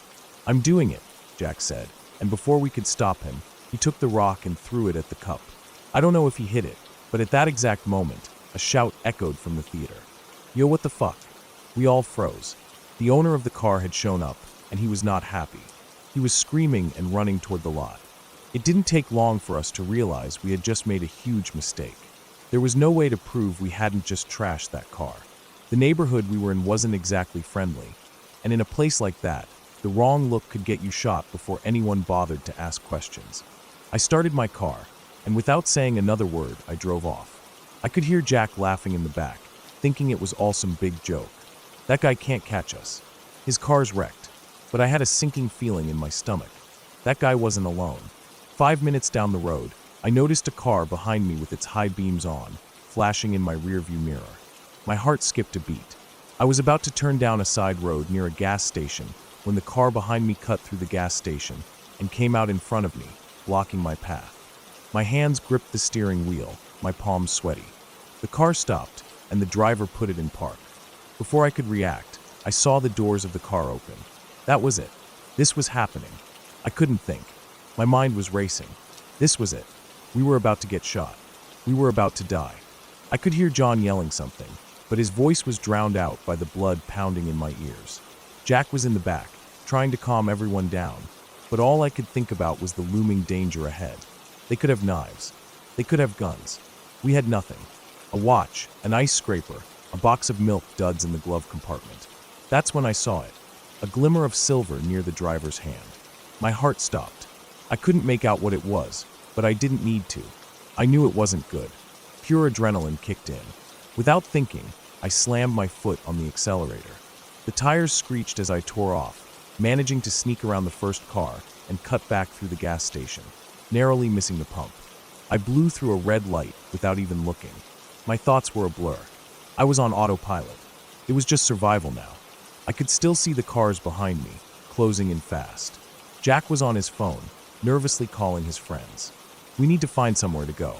Get us to a party or something. We need more people. I heard John in the passenger seat, calmly taking off his jewelry and stuffing his keys, wallet, and cell phone into my glove box. Just pull over, man. We got this, he said. I looked at him like he was crazy. He wrapped his chain around his fist. He wasn't joking. He was ready to fight. I couldn't think straight. My hands were shaking, but I had to focus. I was losing my mind. I sped down the road, doing 95 miles an hour for what felt like forever. Jack was still on the phone, and he kept looking out the back window. I can't see them. They're gone. I think we lost them. I slowed down a little. It wasn't safe to go that fast anymore, and the road was getting too dark. But as soon as I let off the gas, the two cars were right behind me again. Jack's voice turned frantic. They're coming back. They're catching up. I felt the panic rise. We had to get off this road. The next exit was still a mile away, and I knew I couldn't outrun them much longer. I just had to think. My mind was a whirlwind of ideas, but none of them seemed good enough. I don't know what made me do it, but I just pretended like everything was normal. I acted like we weren't being chased. It was a stupid move, but I didn't know what else to do. I kept my eyes straight ahead, focusing on the road, pretending everything was fine. The cars were gaining on us. They passed me, but then something weird happened. The first car slowed down. The driver realized it was us. That's when I made my move. I swerved at the last second, cutting off the first car and taking the exit. For a brief moment, I thought we might have actually gotten away. The second car was still behind us, but the first car was stuck in traffic. The exit was tight, and I knew it would take them a while to catch up. But I wasn't out of the woods yet. Jack was panicking now, telling me to pull over. He wanted to stop and fight, but I wasn't ready to risk it. Not with these guys. They could be armed. I kept my foot heavy on the gas. We were back in familiar territory, and I knew the area like the back of my hand. I darted up and down back roads, no streetlights, no signs of anything around. I was hoping the darkness would work in our favor. These guys were out of their element. They didn't know these roads like I did. I kept pushing the car faster, trying to lose them. We could only see 2 or 3 silhouettes in the rearview mirror. They were close, but not close enough to get us. At least, that's what I hoped. Then, we hit another stretch of open road, and I made my decision. I found a field just off the road, and I pulled over. We had to make a stand. We had to face them, or they'd just keep following us until we ran out of places to hide. I stopped the car, and John jumped out first. Then Jack followed. I grabbed the last of our stuff from the back seat and stepped out. My heart was racing, but my feet felt heavy. I didn't know what was going to happen, but I was ready. We walked toward the car, which was now 100 feet away. Jack started waving. What the hell was he doing? Why was he waving? It wasn't until I saw it clearly that I realized what he was doing. He was pretending we had an ambush waiting for them. He was waving at the empty cornfield, gesturing at the car like we had backup hiding out there. For a second, I thought we were done. But then something strange happened. The car slowly began to reverse. They put it in gear and backed up. Then they turned around and sped off, disappearing into the night.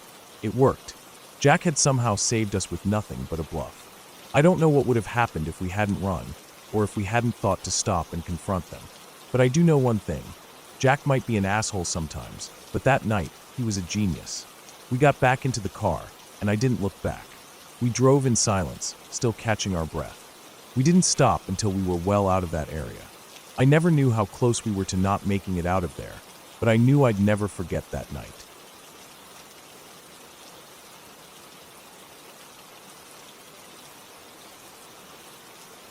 I worked in inpatient psych at a children's hospital, which meant I spent most of my days with some of the most vulnerable kids you'd ever meet.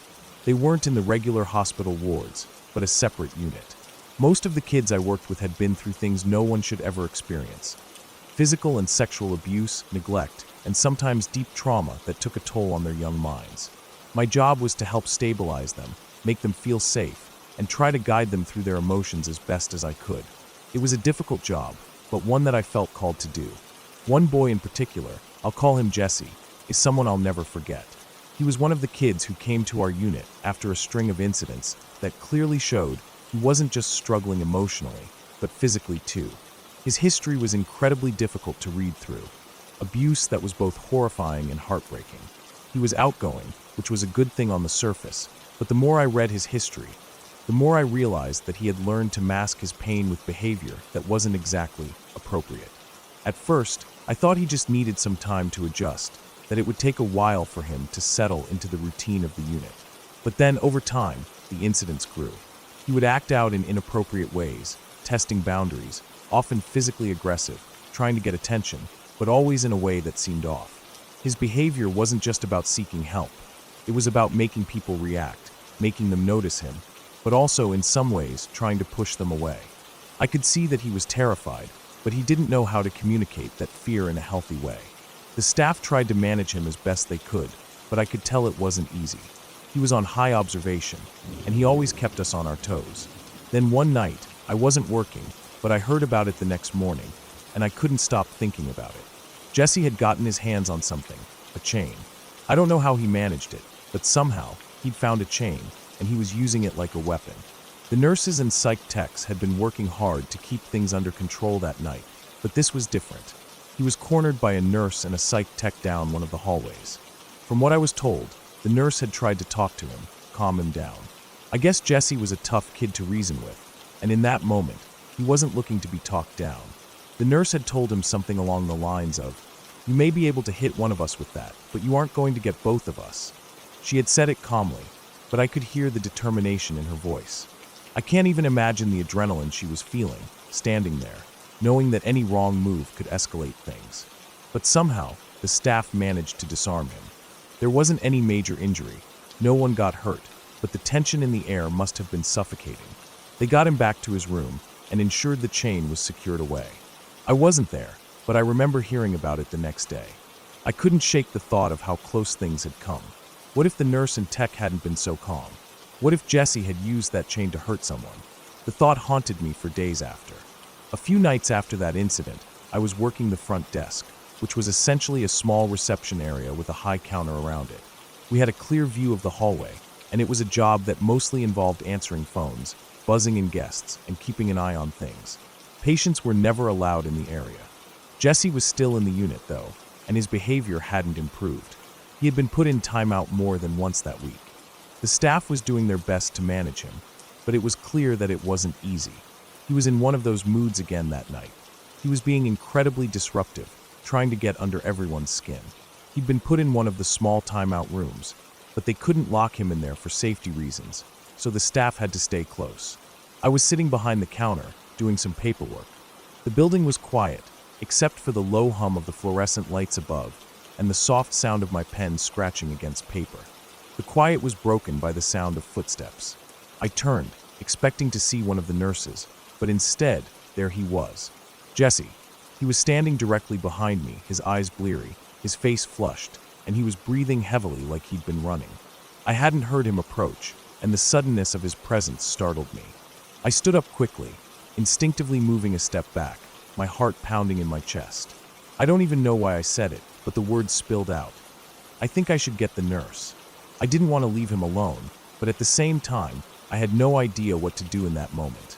My instinct was to get someone who could handle the situation better than I could. Jesse didn't respond. Instead, he seemed to notice the buzz-in button on the wall, the one that opened the door to the rest of the unit. Without a word, he reached up, his small hand hitting the button with a force that made the lock click audibly. I froze as the door began to open. Jesse didn't hesitate. In one swift motion, he jumped up onto the counter, like it was no big deal, and tried to make a run for it. His desperation was palpable, and it was clear that he wasn't thinking straight. He was just acting on instinct, trying to escape whatever it was that was tormenting him inside. But Jesse didn't make it. By the time he was halfway over the counter, I hit the button to re-engage the lock. The door slammed shut before he could fully get through. It all happened so fast, but I could still hear his breathing, still see his wide, frantic eyes, and still feel the tension in the air. It was a moment that seemed to stretch for hours, but in reality, it was only a few seconds. I quickly walked out of the reception area and found the nurse who had been handling him earlier. She was already on her way, having heard the commotion. She managed to calm Jesse down and get him back to his timeout room.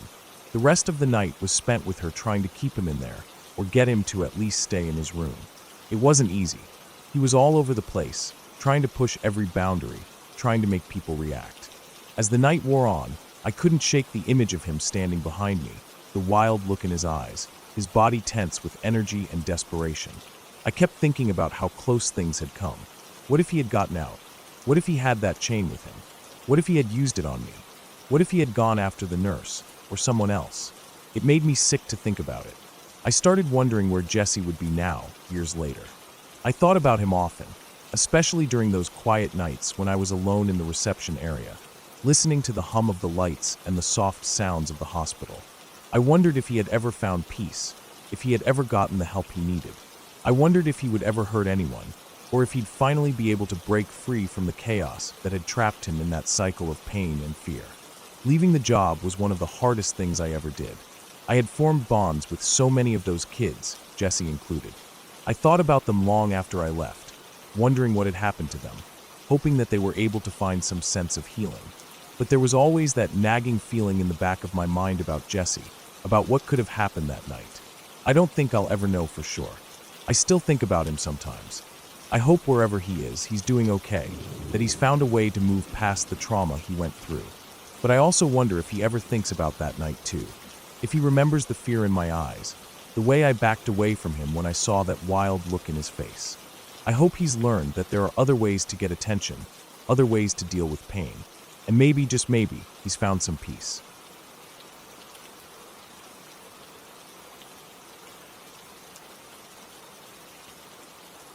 I was about 13 at the time, living with my grandparents in a quiet, modest house tucked away in a small town. They had always been kind to me, and I had moved in with them after my parents had to relocate for work. It wasn't ideal, but it was what I had. I spent most of my time at their house, which was filled with memories of my parents growing up. Things that held meaning for me, but also little things that kept the feeling of loneliness at bay. One room that always stood out was my aunt's room. She wasn't there often, and when she did come by, she would rarely stay for long.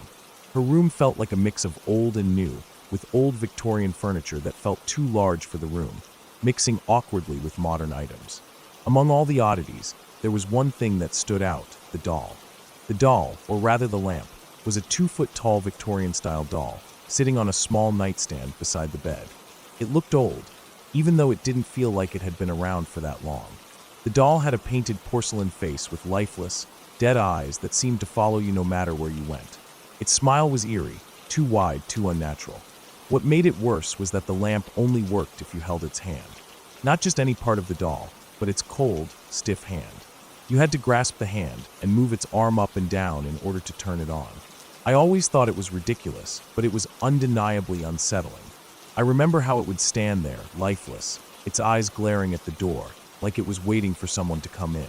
It gave off a strange vibe, and I couldn't shake the feeling that something wasn't quite right with it. Despite my feelings of discomfort, I tried to ignore it. I was just a kid, and I didn't want to let fear control me. But there were days when the air felt thick with something unexplainable, especially when I was alone in the house.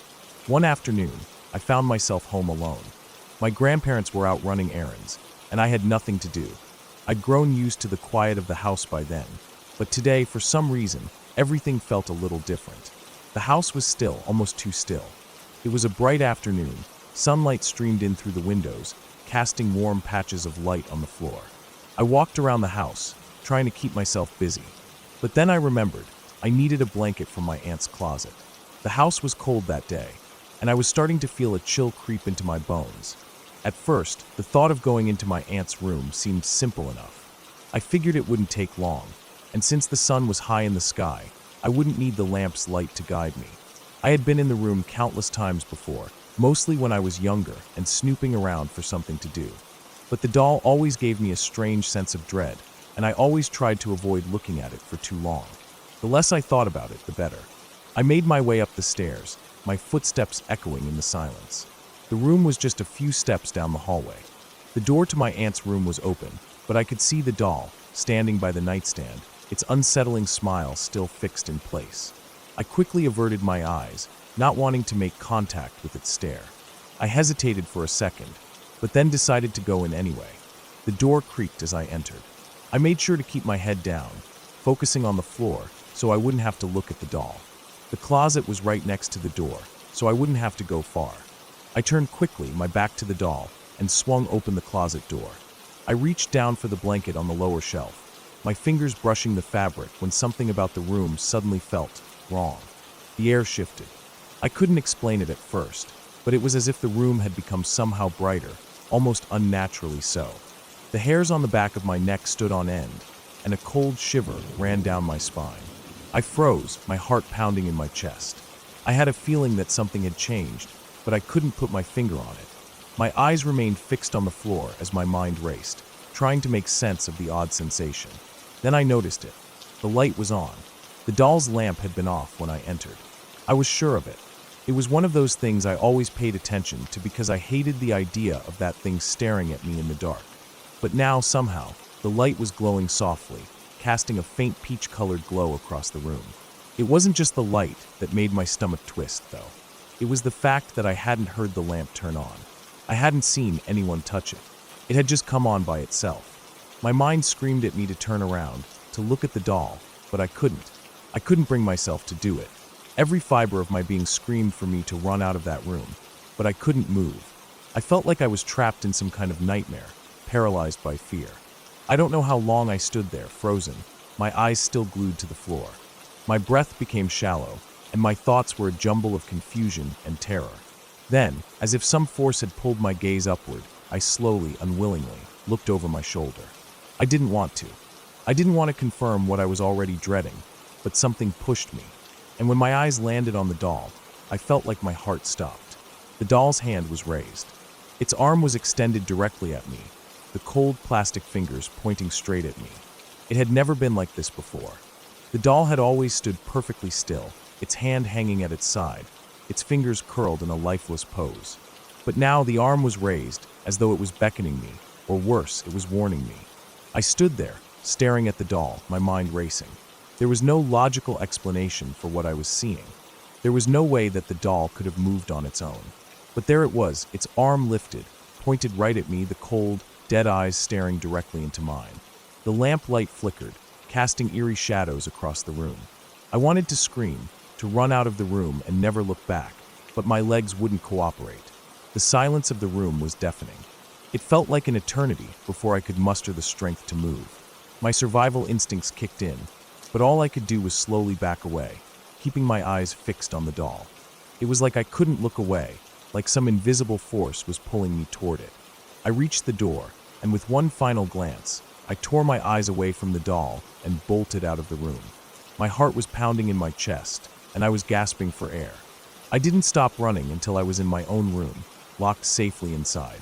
I sat there for hours, trying to make sense of what had just happened. The doll, the light, the way its hand had moved, it didn't make sense. But it had happened. I had seen it with my own eyes. From that day on, I couldn't go near my aunt's room without feeling that sense of unease creep up on me. The doll, no matter how many times I tried to ignore it, haunted me. I couldn't shake the image of its hand raised, pointing at me. Every time I walked past that room, I felt the weight of its eyes on me, always watching, always waiting. Eventually, I moved away from my grandparents' house, and I never looked back. I didn't want to remember that doll or the strange things that had happened in that room. But the image of the doll, standing there with its cold hand raised, will forever be burned into my memory. It wasn't just a creepy doll. It was a reminder that sometimes the things we fear aren't just in our heads, they're real. And no matter how much we try to run from them, they always find a way to follow us.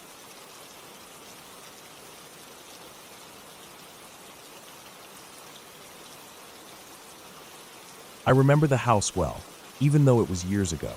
It was old, with creaky floorboards and narrow hallways, the kind of house that had its own rhythm, its own pulse.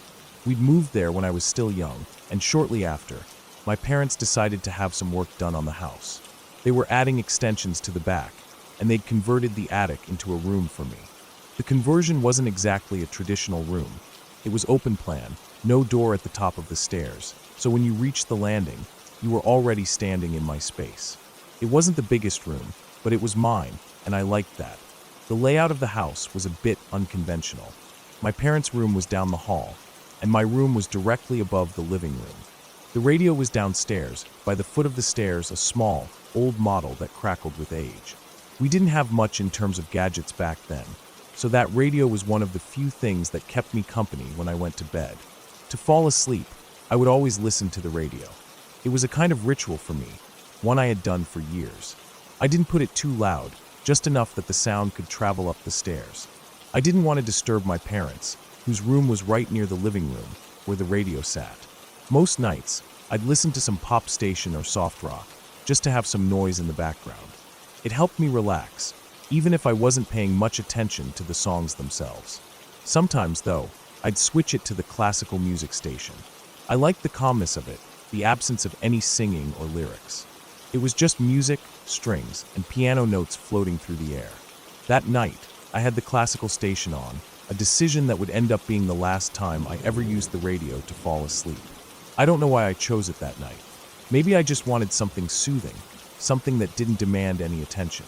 I remember lying there, curled up under my blanket, the sounds of soft violins and gentle piano drifting up from downstairs, keeping me company.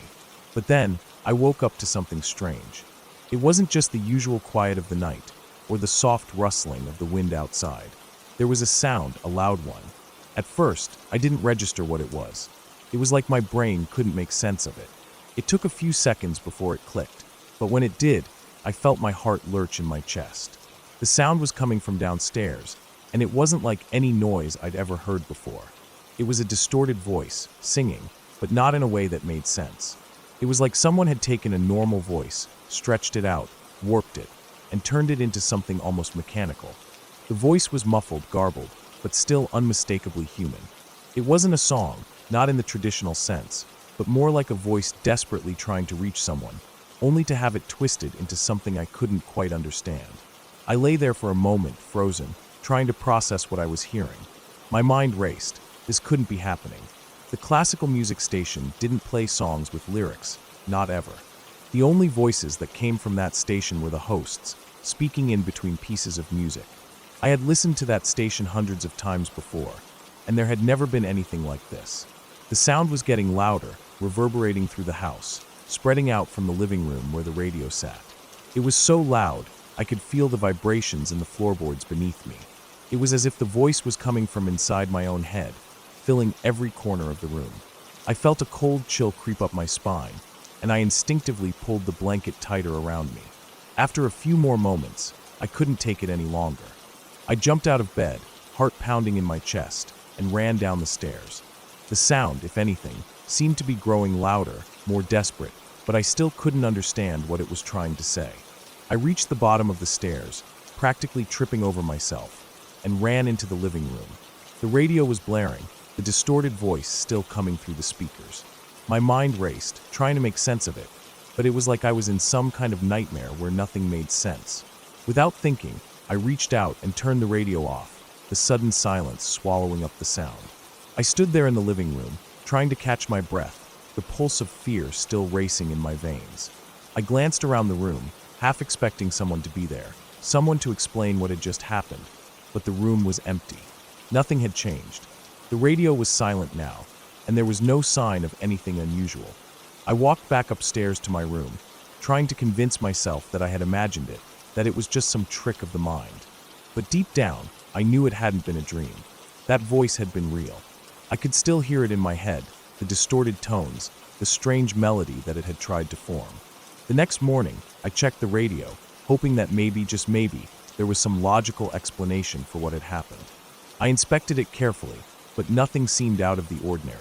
The radio was still tuned to the same classical music station, set at the same low volume that I had left it at the night before. It was as if nothing had changed. There was no sign of any malfunction, no indication that anything had been tampered with. I asked my parents about it, but they hadn't heard anything. They were still asleep when the noise had blared through the house, and when they woke up, they hadn't noticed anything strange. To them, everything was as normal as it had always been. But I knew what I had heard. I could still hear it in my head, the distortion, the voice trying to speak. Needless to say, I stopped using the radio to fall asleep after that night. I couldn't bring myself to listen to it anymore, not with the memory of that sound still echoing in my ears. Every time I woke up in the middle of the night, I would panic if I heard any kind of music playing, even if it was just a distant hum from the radio downstairs. My heart would race, and I'd find myself frozen in bed, waiting for the sound to stop. I couldn't forget about it. The more I thought about it, the more I wondered what had happened that night. What was it that had come through the radio?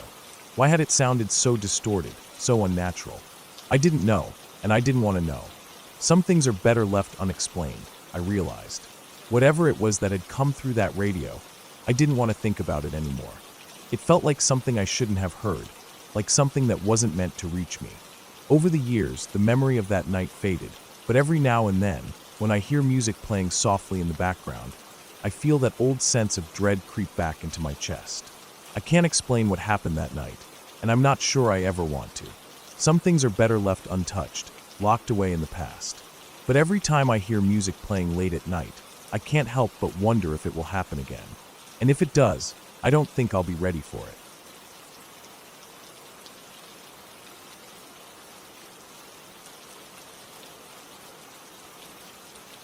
I was part of the county volunteer search and rescue team for a few years, but no matter how much I tried to prepare myself, some things you just can't be ready for. This one call, in particular, is the one that still weighs on me, even years later. It was a day that changed everything, one that I'll never forget. It had been a quiet afternoon when the call came through, but I knew right away it was going to be a bad one. We had been training the previous day, going over our basic skills, but nothing ever prepares you for what you're about to see when you step into a real scene. It wasn't even a typical call. It was one of those calls you only get once in a lifetime, and even then, you hope it's never yours. A small plane had crashed in a neighboring town. We didn't know much at first, but the sheriff on the radio made sure to let us know that there were no survivors. It was an elderly couple and their young granddaughter. As soon as I heard that, a sick feeling twisted in my gut. It was a small plane, which meant no one was expecting it, but what hit me the hardest was the child. My mind just couldn't wrap around the idea of something so tragic involving a little one. The rest of the team was quiet. I could feel the weight in the air before the official word even came through. When we finally arrived at the scene, the reality of it hit me hard. We had to trek through thick woods to get to the wreckage, pushing through branches and undergrowth, trying to follow the rough path the other teams had made. The forest was eerily quiet, as if even the trees were holding their breath.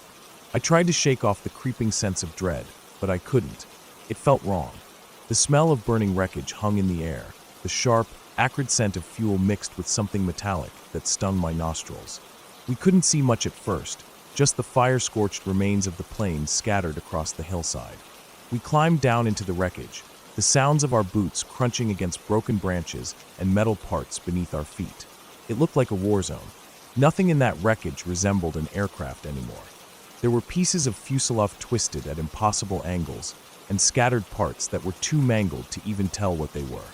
The fire had burned out some time ago, but the charred remains still smoked faintly in the cool morning air.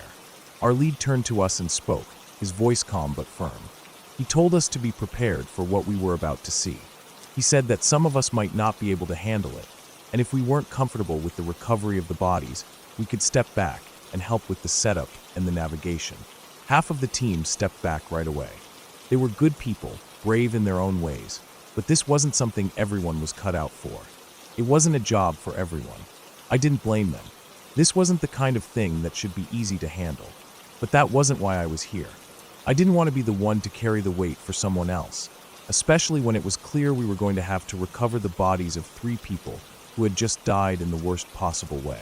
We had a job to do, no matter how hard it was, and I wasn't going to leave it to someone else. We made our way through the wreckage, moving carefully through the twisted metal, the burnt wood, and scattered luggage. That's when we found it, the first thing that stopped us all in our tracks. It was a small teddy bear, covered in blood. It was as if someone had placed it there, in the middle of the destruction, as a final, heartbreaking sign of innocence lost. The little bear was stained, but I couldn't stop looking at it, like it was a reminder of what we had to face. The realization that this was real hit harder when we finally reached the bodies. The wreckage had scattered them, and we had to carefully move through the debris to get to where they were. I'll never forget the way the air felt. It was thick, heavy, filled with something that wasn't just sadness. It was emptiness. As we approached the bodies, I couldn't help but feel this overwhelming sense of hopelessness wash over me. There, in the wreckage, lay the elderly couple and their young granddaughter. The couple were barely recognizable, their bodies twisted in ways that no one should ever have to see. I couldn't tell how they had died, but the way they were positioned, the injuries, it was enough to make you sick to your stomach. And then I looked down at the little girl. She couldn't have been more than 5 or 6. Her small frame lay there, completely still, her eyes empty. The light in them was gone. There was nothing left. I don't know how to explain what that felt like. I've seen a lot of terrible things in my time as an EMT, but nothing prepared me for this. The worst part wasn't seeing the bodies. It was the weight of what they represented. The life that was stolen from that little girl. The dreams she would never get to have. I tried not to think about it, but my mind kept going back to it.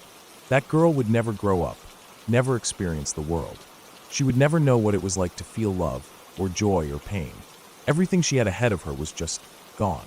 I had to swallow the lump in my throat to keep from breaking down right there. The numbness took over. We had to get the bodies out, and we had to do it carefully. The recovery wasn't easy. The terrain was difficult, and the steep hillside made everything harder. But it didn't matter. We were there to do a job, and we had to do it with as much dignity as we could. The hardest part was bringing her back, placing that tiny body in a bag, knowing that we were the ones responsible for bringing her back to the family, even if it was the last thing they wanted. When we finally made it back to base with the bodies, I couldn't shake the image of the little girl's face from my mind. I kept replaying the moment over and over, each time seeing her eyes staring up at the sky, vacant and empty. There was no relief, no happy ending to the story. We had done our job, but there was nothing to celebrate. Just the heavy feeling of knowing we'd helped make a little bit of closure for a family, even though it wasn't what anyone would have wanted. As much as I hated the experience, as much as it stayed with me, I had to remind myself why we do this work. It's not about getting glory or about patting ourselves on the back. It's about standing up when no one else can, being the one to do the hard thing. It's about carrying that weight so someone else doesn't have to. I knew that someone else would have had to bear that burden if I hadn't. That thought kept me going, even when the memories of that day kept me up at night. In the weeks after, I didn't talk much about it. There was no need to. I didn't want anyone else to see the look on my face when I remembered what I had seen. It was enough for me to know that I had done what I could. But I knew that this one would always stay with me. It wasn't the kind of thing you just forget. And as time went on, I tried to focus on the good parts of the job, the lives saved, the people we helped. But I'd be lying if I said that day didn't shape me. It shaped all of us.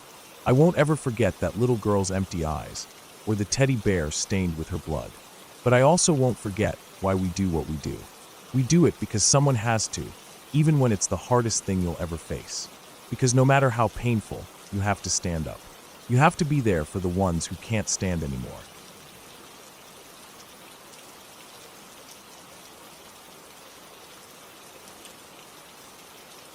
I was 13 when it happened. I had just gotten my period for the first time, and my body was in a bit of a strange state. I had woken up earlier that day feeling sick, dizzy, and exhausted, something I hadn't experienced before, and I thought maybe it was just the nerves of something new happening to my body. I had a lot of emotions swirling around me at that point, a mix of confusion, fear, and curiosity. My mom tried to reassure me, but I couldn't help but feel isolated. That night, I was drained and decided to get an early start on sleep, hoping it would help me feel better in the morning. I'm an avid side sleeper. I've always slept on my side, curled up in the position that feels most natural to me. But that night, I woke up on my back. It felt wrong. I had no idea why I was lying that way, and the sensation of my body out of alignment with the usual comfort was unsettling. I could feel my mind drifting off again, into sleep, but something about it felt different. I could still feel the coolness of the sheets, the faint scent of my pillow, the way my body was positioned. It wasn't right, and the unease lingered even as I sank back into my dream. In the dream, I was sitting in a chair, just resting in a calm, relaxed position. But the chair began to move, slowly leaning back on its back legs. At first, it was a gentle rock, something you could almost ignore. But then, the rocking intensified. The chair kept tilting backward further, as if some unseen force was pulling it, dragging it deeper, deeper into a fall. The sensation was like being pulled towards something much larger than myself, like gravity had taken over, and I was helpless against it. The world tilted beneath me as I felt myself falling, not into air, but into a bottomless abyss, a dark nothingness that stretched out forever. I woke up with a start, my heart pounding in my chest, a rush of adrenaline coursing through me. My breathing was shallow, but something wasn't right. I looked around in the dark, trying to focus my blurry vision, but the room seemed to have shifted somehow. The walls felt farther away. I felt a coldness that hadn't been there before, a chill in the air that made me shiver. And that's when I saw it. A figure was hovering above me. I don't know how I couldn't have noticed it before, but there it was. It was standing over my bed, leaning close to me, so close that I could feel the space around it, an oppressive weight that pressed down on my chest. I could barely breathe. I could barely think. My mind screamed at me to move, to do something, but my body wouldn't listen. I couldn't move. I couldn't speak. I was paralyzed, locked in place, and the only thing I could do was stare. The thing above me was humanoid in shape, but that's where the similarity ended. Its face was flat, white and oval, almost featureless, with large, glassy, ovular eyes that reflected no light, like they were made of some kind of deep, empty void. It didn't have a nose, just two shallow indentations where its nose should have been, and its lips were thin and trembling, as if they were holding something in. There was no real expression on its face, but its eyes, those eyes were full of something that made me feel like I was staring into the depths of hatred itself. The hatred radiated off of it, pulsing through the air like a heavy fog. I could feel it deep inside me, burning with intensity, something that was more than just physical fear. It was like this thing wanted to rip through me, to devour my very soul. I could feel it, a suffocating presence, and the worst part was that I couldn't do anything about it. I was trapped in place, my body frozen, my mind racing with terror, and yet I couldn't scream. I couldn't even move my lips. The only thing I could do was think, to feel the weight of its presence, to feel its burning hatred, and to know that whatever it wanted, I was helpless against it. I couldn't say how long I lay there, frozen, my chest tight with fear. The minutes felt like hours. But then something shifted. Maybe it was the tiniest sound I made, a whimper that barely escaped my throat. The moment that sound left my mouth, the thing above me moved. It stood upright, its long, thin form towering over me, reaching nearly to the ceiling. It paced back and forth at the foot of my bed, its eyes never leaving me, never blinking. I could feel the frustration coming off of it in waves, like it was desperate to get at me, but something was preventing it. It wasn't just physical. There was something else, some invisible barrier keeping it away. It was like watching a hungry animal pacing behind a glass wall, staring at its prey but unable to reach it, growing more and more furious with every step. The air around me felt thick with its rage, and the room seemed to grow colder with each passing moment. I wanted to scream, to shout, to do anything, but my voice was gone. My body refused to obey. I could only sit there, trapped in my own mind, staring at the thing that stood just a few feet away from me. The way it moved was so unnatural, like it wasn't entirely part of this world. Its long, thin body seemed to stretch and bend in ways that didn't make sense, as if it didn't need to follow the rules of space. But the eyes, those eyes, they were burning with an intensity that I could feel deep inside me. It wasn't just my life at stake anymore. It was something more, something much larger than I could understand. The figure eventually stopped pacing, its gaze still locked on mine. The room was silent except for the sound of my breathing, which was ragged, shallow. The pressure around me seemed to grow, but at the same time, the thing began to fade. Slowly, it began to dissolve, the form that had stood so solid and terrifying shrinking, melting into the shadows of the room until it was gone. For a long time after, I sat there motionless, heart racing, trying to comprehend what had just happened.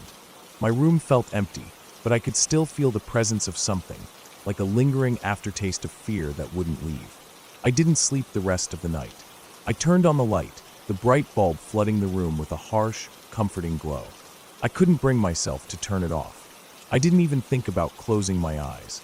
I stayed sitting up, staring at the door, at the window, at the closet across the room. The shadows didn't feel the same anymore. They felt darker, heavier, as though something might slip out from them again at any moment. I eventually got out of bed and stood in the middle of my room, my legs shaky. I couldn't shake the feeling that whatever I had seen, it wasn't just a dream. It was too real, too intense. I was sure it had been real. My skin crawled at the thought of it. The next morning, I tried to brush it off. I told myself it had been sleep paralysis, that it was just a nightmare brought on by stress. I convinced myself that it was just my imagination running wild. But deep down, I knew something wasn't right. Years later, I met a girl named Claire. She was new in town, and we became fast friends. One night, we were talking about old childhood fears, things that had kept us up at night when we were younger. She told me about a strange experience she had one night when she was younger, sitting alone in her room, when something caught her attention in the living room. She looked up and saw a figure standing there. It beckoned to her, but as she focused on it, the figure didn't move. It didn't speak, but it drew her in, as if it wanted her to approach. I felt a cold shiver run down my spine as she described it. The thing she saw sounded so familiar. The same glassy eyes, the same thin, elongated figure, the same overwhelming feeling of hatred. I didn't want to believe it, but as she spoke, I couldn't deny it. It was the same thing. She had never heard my story before. She didn't know what I had seen. But there it was, in her words, in the way she described it. We both grabbed sketchbooks and started drawing. She showed me hers first, and when I saw it, I froze. I was staring at the thing that had haunted me all those years ago, drawn in her childish hand, but unmistakably the same. The details were there, the angry, quivering lips, the oval eyes, the thin, tall body. It was exactly what I had seen. We both sat in silence for a long time, staring at the drawings in front of us. She had seen it too. We had both been marked by it, and we both knew it was no coincidence. We had never spoken about it to each other before that night, but somehow, our experiences were connected. I still don't know what it was. I don't know if it was just sleep paralysis, or if there's something more to it. But I do know that whatever it wasn't just a nightmare. It was real. It had followed us both, somehow, from the dark corners of our childhoods into the present. And for all these years, it had been waiting for us to remember.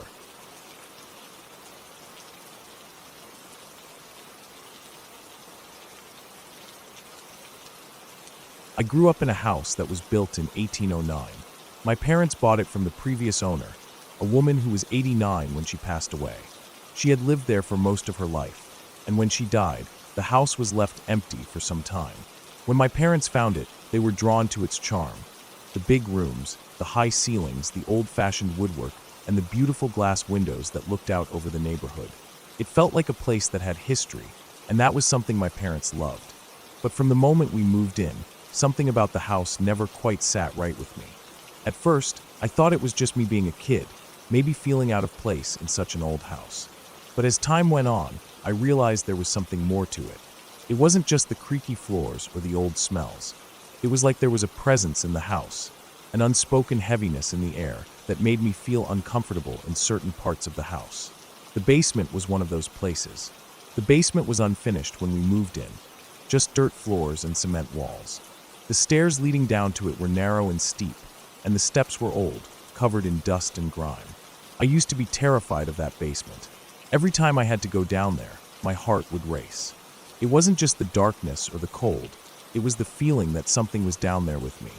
I'd run down the stairs as fast as I could, afraid to linger for even a second.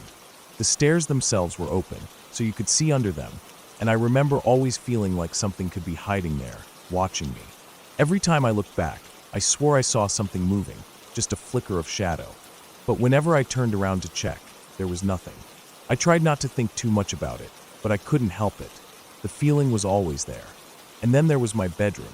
I had the room at the end of the hallway on the second floor. It was a huge room, with big windows and an old-fashioned closet that took up an entire wall. The room always felt colder than the rest of the house, especially at night.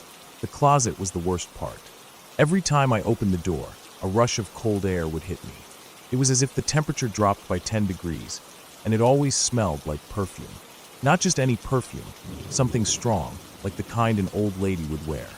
It was sweet and heavy, and it lingered in the air long after I closed the door. The smell was so strong at times that it made my eyes water. I'd get a sudden shiver, like someone was standing behind me, watching me. And then, the closet door would close on its own slowly, with a soft click. I'd always check it to make sure it was shut tight, but the next time I turned around, it was open again. It wasn't just the closet, though. The whole room felt wrong. I'd wake up in the middle of the night sometimes, and I'd feel like someone was sitting at the edge of my bed, just watching me. I'd lie still, holding my breath, afraid to move, and I'd swear I could hear breathing, soft, slow breathing, like someone was right there. But whenever I opened my eyes, no one was there. At first, I didn't tell anyone about it. I thought maybe I was just imagining things. But as the weeks went by, the feeling didn't go away. It only got worse. Things would go missing from my room, and then turn up in strange places. A book that was on my nightstand would be on the floor by the door. My hairbrush would be in the middle of the room when I was sure I had left it on the vanity. Little things, but they added up. The smell, too, kept moving around the house. I'd walk into a room, and suddenly it would hit me. The same overpowering scent of perfume, and a sudden chill in the air. It always followed me. Sometimes, it would be stronger in the hallway or at the top of the stairs. There was one window in the stairwell that overlooked the neighborhood. I used to sit there and look out at the street below, but it always smelled like that perfume whenever I passed by. It was as if someone was moving through the house, following me around. I never felt alone. Then things started happening on the main floor.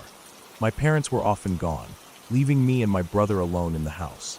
I didn't mind it at first, But then I started noticing things in the kitchen or living room, things that didn't make sense. The furniture would shift. I'd leave the kitchen, come back 5 minutes later, and find the chairs pulled out from the table. The blinds would be open when I was sure I had closed them. It was like someone else was in the house, messing with things when I wasn't looking. I tried to tell my parents, but they didn't think much of it. They just brushed it off as me being forgetful or imagining things. But as time went on, it became harder to ignore. The sounds started next. At night, I would hear faint thumps, soft, rhythmic banging. It sounded like it was coming from the walls, or maybe from the basement. Sometimes, the thumps would be slow, almost like someone tapping gently on the walls. Other times, they would build up louder and faster, like someone was pounding on the walls from the inside. I never told my parents about this either. I didn't want to sound crazy, but I couldn't ignore it. It happened most nights, just when I was starting to drift off to sleep. The pounding would start softly, then grow louder and louder until it felt like the whole house was shaking. I'd pull the blankets up over my head, hoping it would stop, but it always seemed to get worse. When I was 14, my parents decided to renovate the basement. They wanted to give me more space, so they turned the basement into a bedroom for me. At first, I was excited about the idea.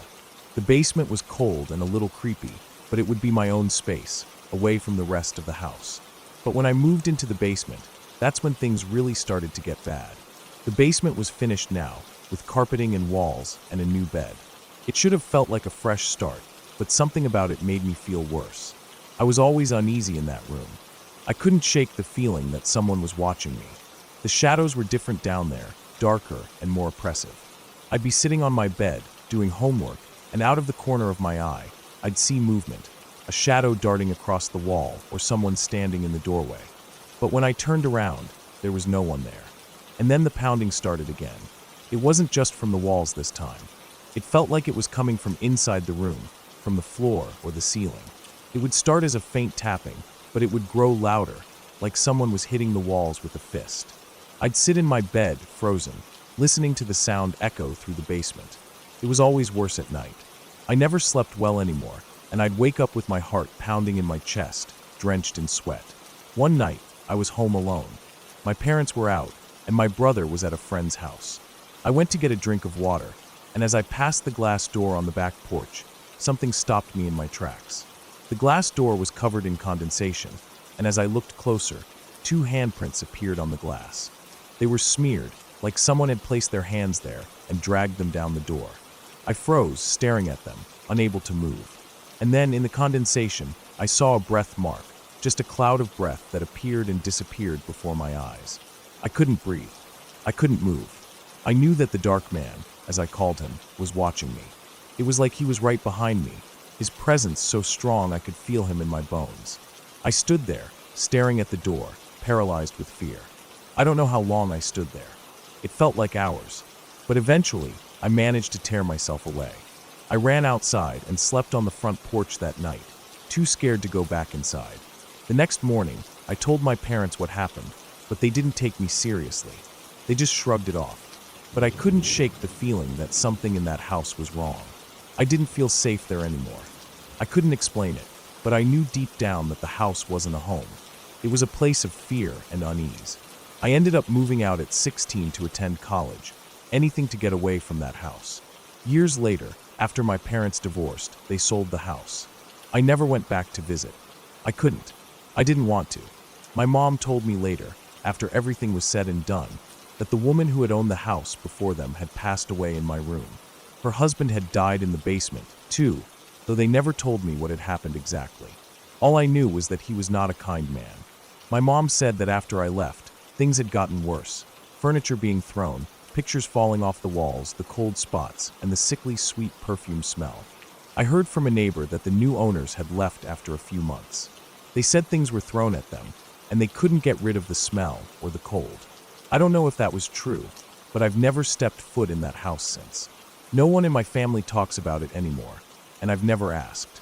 But every now and then, when I close my eyes, I still feel that presence, lurking in the shadows, watching me from the corners of my mind.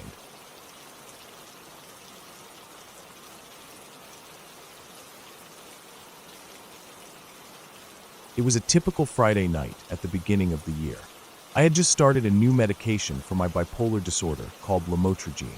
I had been prescribed it to help balance the manic episodes I'd been having, but there was something off about it.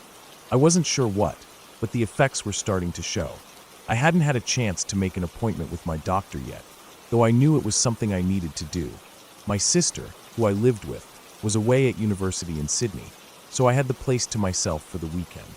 The noise from the adjoining duplex, where a party was raging next door, didn't bother me. In fact, I kind of liked it. The constant hum of life, the laughter, the clinking of bottles, it was like a comfort to me. I've always found solace in the sound of other people's lives happening around me. It made me feel less alone, less like the world was closing in. I wasn't the type to complain about noise, so I figured I'd let it go and just sleep through it. I crawled into bed around midnight, feeling the familiar weight of the medication starting to take effect. It was a heavy, sluggish feeling, like the world was just a little too far out of reach. I didn't mind it. It made it easier to drift off to sleep. The noise from the party next door still filtered in, but it was background noise, something distant in my mind as I let the sleep take over. Hours passed. I don't know exactly how much time had gone by, but at some point I woke up. It wasn't like I had consciously stirred from sleep. It just sort of happened. My eyes blinked open, and in the dim moonlight, I could see the shadows in my room, the faint outlines of furniture, and the flutter of my curtains as they shifted slightly in the breeze. I turned my head. My heart stopped. There, standing beside my bed, was a man. He was dressed entirely in black, his features obscured by the darkness around him. I didn't register the details of his face, just the figure standing there in my room. I couldn't move. I wanted to scream, but nothing came out at first. My mind was still half-dazed from the medication, and my body was frozen, like I was trapped in a dream. Then panic surged through me. I screamed, "Get out!" and flung my pillow at him with all the force I could muster. The pillow hit the floor, but the figure didn't move. The silence in the room was deafening. My heart hammered in my chest. I was trapped in that moment, the strange figure frozen beside my bed, the air thick with confusion and terror. I blinked again. He wasn't there anymore. The room was empty, and I was alone. I sat up, my breath coming in ragged bursts. The walls felt too close, the air too heavy. But then my brain ticked over, and a wave of realization washed over me. The figure, the man in black, it wasn't real. It was a hallucination, a product of the medication I had been taking. The panic started to fade, replaced by a nervous giggle. It was all in my head, all of it. I lay back down, feeling like a fool for letting myself get so worked up over nothing. I shut my eyes, telling myself it was nothing to be afraid of, but sleep didn't come easy after that. My mind was racing, running through all the possibilities, wondering what was wrong with me. Was this normal? Was it just a bad reaction to the drugs? I didn't know. I wasn't sure if I could trust my own perception anymore. But eventually, exhaustion won over, and I drifted off again. The next morning, I woke up to a dull ache in my head. The sun was streaming through my window, and the sounds of the party next door had long since quieted down. I sat up, rubbing my eyes, still feeling off. I couldn't shake the strange feeling from the night before. I told myself it was just the drugs, that I was probably overreacting, but deep down, I wasn't sure. I had to tell someone. So I called my parents. I explained what happened, half joking about it, but they were concerned. They insisted I make an appointment with my doctor as soon as possible. By Monday, I hadn't had the chance to make the appointment yet. But that night, something happened that would make it impossible to ignore the issue any longer. A huge lightning storm rolled in that evening. I loved storms. The way the sky lit up, the way the air smelled just before the rain hit, it was exhilarating. I had a clear view of the street from my window, and I opened the curtains to watch the storm as it unfolded across the city. The wind picked up, and I could see the trees swaying under the force of it. My cat, who had been curled up on my bed, suddenly leaped off and started running around the apartment like a lunatic. She dashed back and forth, her little paws making frantic sounds as she slid on the floor. I laughed a little, amused by her antics, but then something caught my eye. Across the street, under the glow of a streetlight, I saw a figure standing there. At first, I thought it was just the way the light was flickering from the storm, playing tricks on my eyes. But when the next flash of lightning lit up the sky, the figure was still there, unmoving. It was a man, standing completely still, looking in my direction. I froze. My heart started pounding in my chest. Was he real? Was this another hallucination? I couldn't tell. I pulled my curtains shut quickly, telling myself it wasn't real. But my mind kept racing. What if it was? What if I wasn't imagining things this time? I grabbed my phone and called my mom. She answered, and I tried to sound calm, but I could feel the tremor in my voice. I told her what I saw. She wasn't sure what to say, but she offered to let me come stay with them. I told her no, I was fine, even though I wasn't. I knew it wasn't real, but it still frightened me. I had started to wonder if I was losing my grip on reality, like my uncle had before me. I tried to brush it off, but the thought wouldn't leave my mind. The next night, I stayed up late playing video games, trying to distract myself. My mind was still buzzing from the storm, still caught in that uneasy feeling. At 5 a.m., I decided to finally go to bed. I was exhausted, but I needed to sleep. I got into bed and settled in. A few minutes later, I heard the familiar sound of my cat walking into the laundry room. I sighed, glad to have her around. I had been feeling lonely in the apartment, and her presence was always comforting. I decided to go check on her, so I got up and walked down the hallway. I turned on the light in the laundry room, expecting to see her curled up in one of her favorite spots, but the room was empty. I frowned. I walked past the spare bedroom and looked in. There she was, lying fast asleep on the bed. I froze. How had she gotten there so quickly?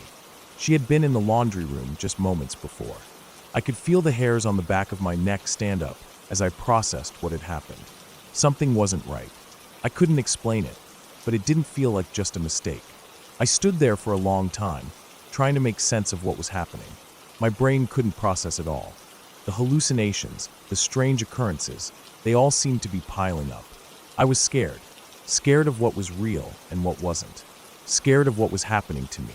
I didn't take the medication the next day. I stopped it altogether, hoping that would make the strange experiences stop too. And slowly they did. The hallucinations, the weird feelings, the sense that something wasn't quite right, they all faded away. Looking back on it, I realized how terrifying it was to be trapped in a world where nothing felt real anymore. Where the very thing that was supposed to help me, my medication, had turned against me, blurring the line between what was real and what wasn't. It's a terrifying place to be, and I wouldn't wish it on anyone. To be scared of your own mind, to not know what's real anymore. It's a feeling that sticks with you long after it's over. I never went back on that medication. It wasn't worth it. I couldn't risk losing myself like that again. The hallucinations stopped completely after I stopped taking it, and my mind began to clear. But the fear, the uncertainty, it stayed with me, and I knew that the experience would be something I'd never forget.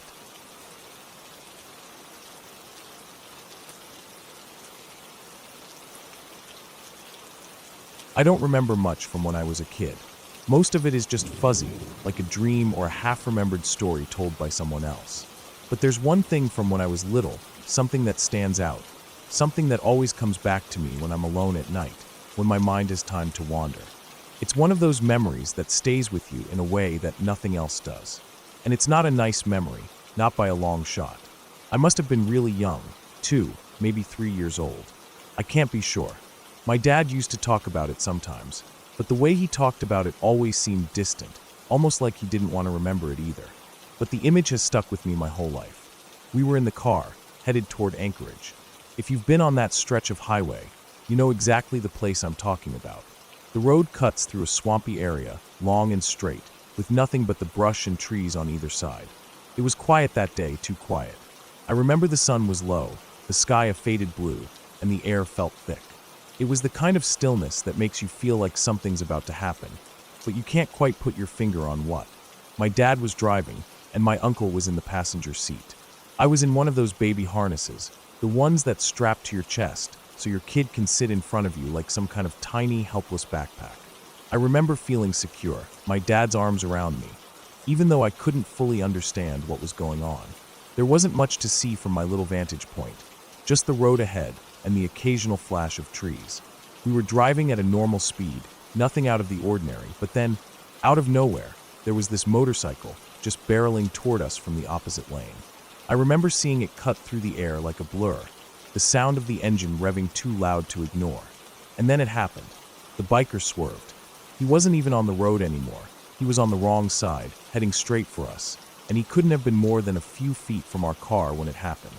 There was this loud thud, a crash that shook the entire car. The sound of metal meeting metal, the bike slamming into the front of our vehicle with such force that I felt it even though I was too young to fully comprehend the danger. I don't know if my dad even had time to react.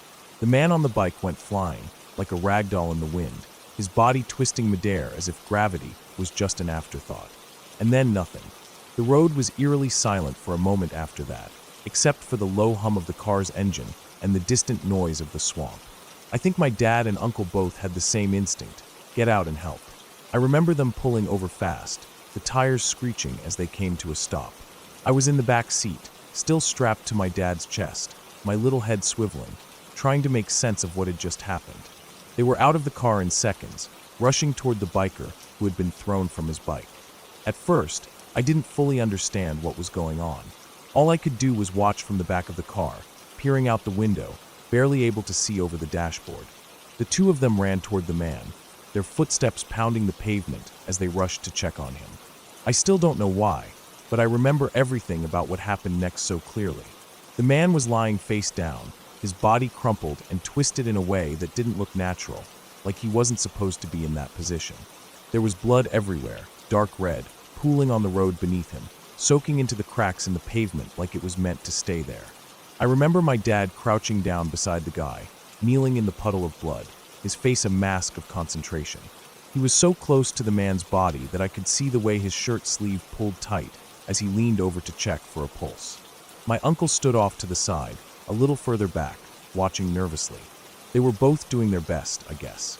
My dad was always the kind of guy who would stop to help anyone, no matter what the situation was. He didn't hesitate.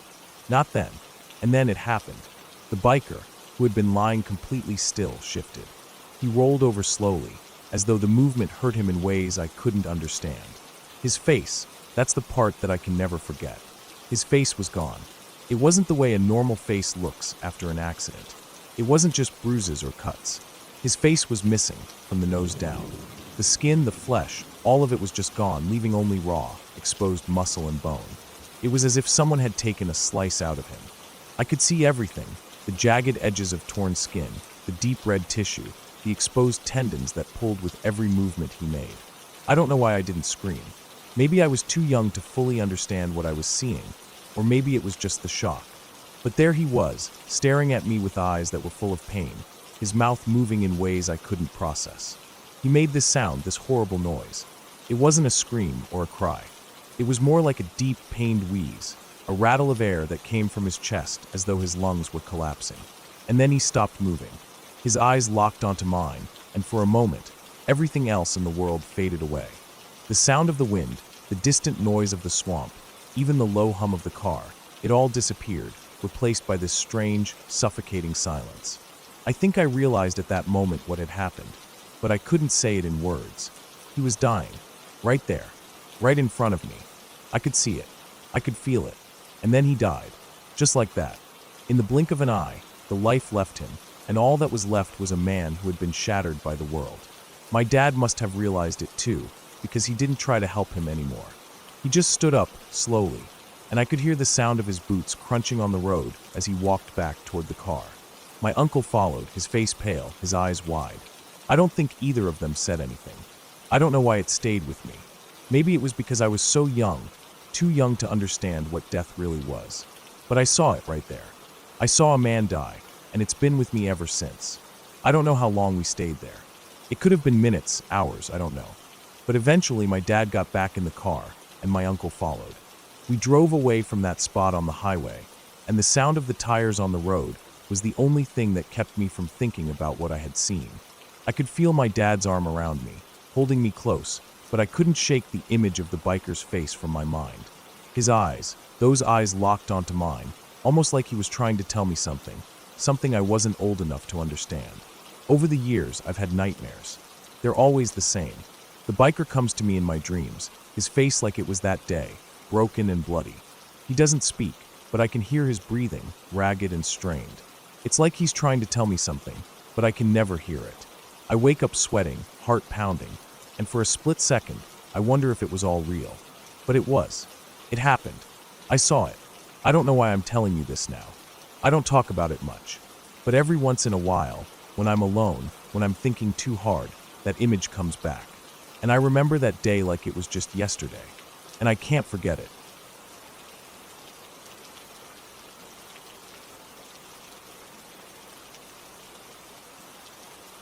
A few years ago, my life took an unexpected turn, one that pushed the limits of my understanding of fear, exhaustion, and the edge of what we call reality.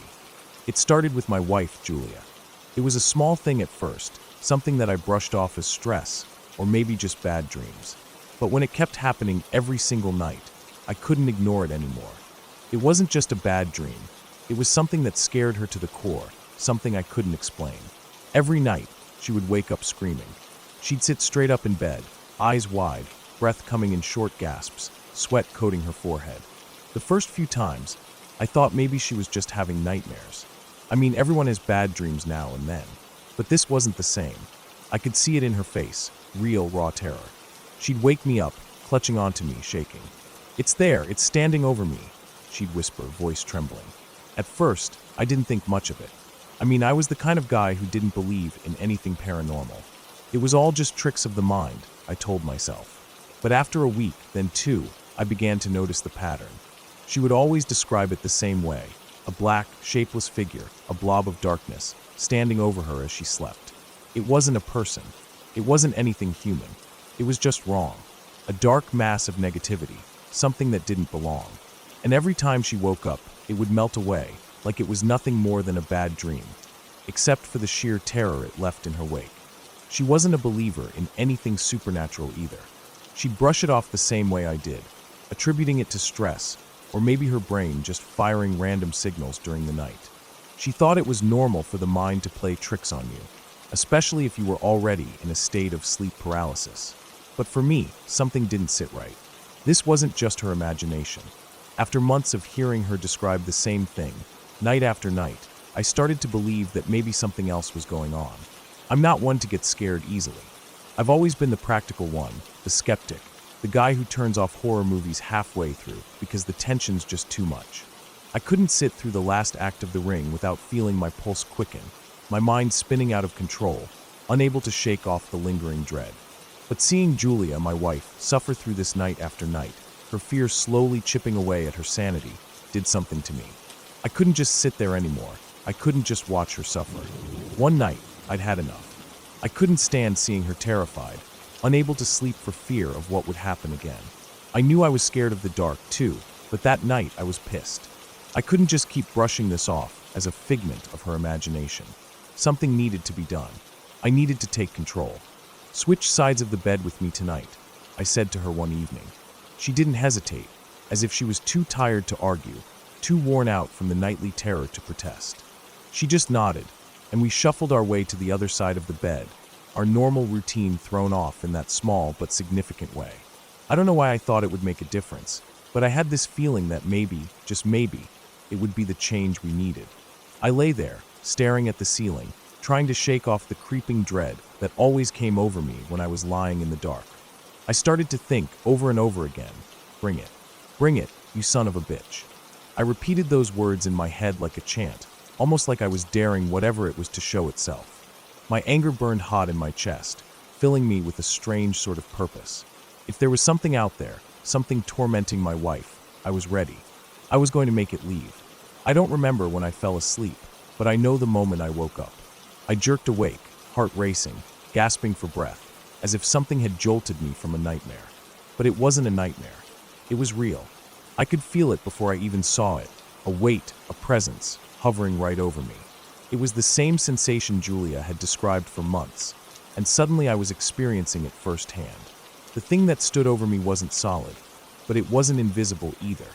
It was like a blob, dark and formless, standing just beyond my reach, occupying the space in the room like it had every right to be there. I couldn't explain it. It wasn't like a person or a shadow. It was something else, something wrong. A thick, suffocating presence that made the air feel heavier. It was like my mind couldn't make sense of it. It wasn't human, wasn't anything I could describe with words. I could feel the anger, the malevolence radiating off of it. My first instinct was to freeze, to do nothing. But then something else happened. Something inside me snapped. Maybe it was the months of watching my wife suffer. Maybe it was the frustration, but I just couldn't take it anymore. I wasn't going to let this thing have its way with us. I wasn't going to let it hurt her any longer. Without thinking, I lashed out, not physically, but with every ounce of my mental strength. My thoughts became a tidal wave of anger, frustration, and the overwhelming desire to protect my wife. I don't know how to explain it, but in that moment, I felt something change. I pushed out a mental wave, a command that came from deep inside me, and I knew it would have an effect. Get the fuck out of my house. Stay away from my wife, or I will end you. The words weren't spoken aloud, but they were felt, deeply, forcefully, like an unspoken promise. The anger in me was so raw, so consuming, it felt like it could bend the very fabric of reality itself.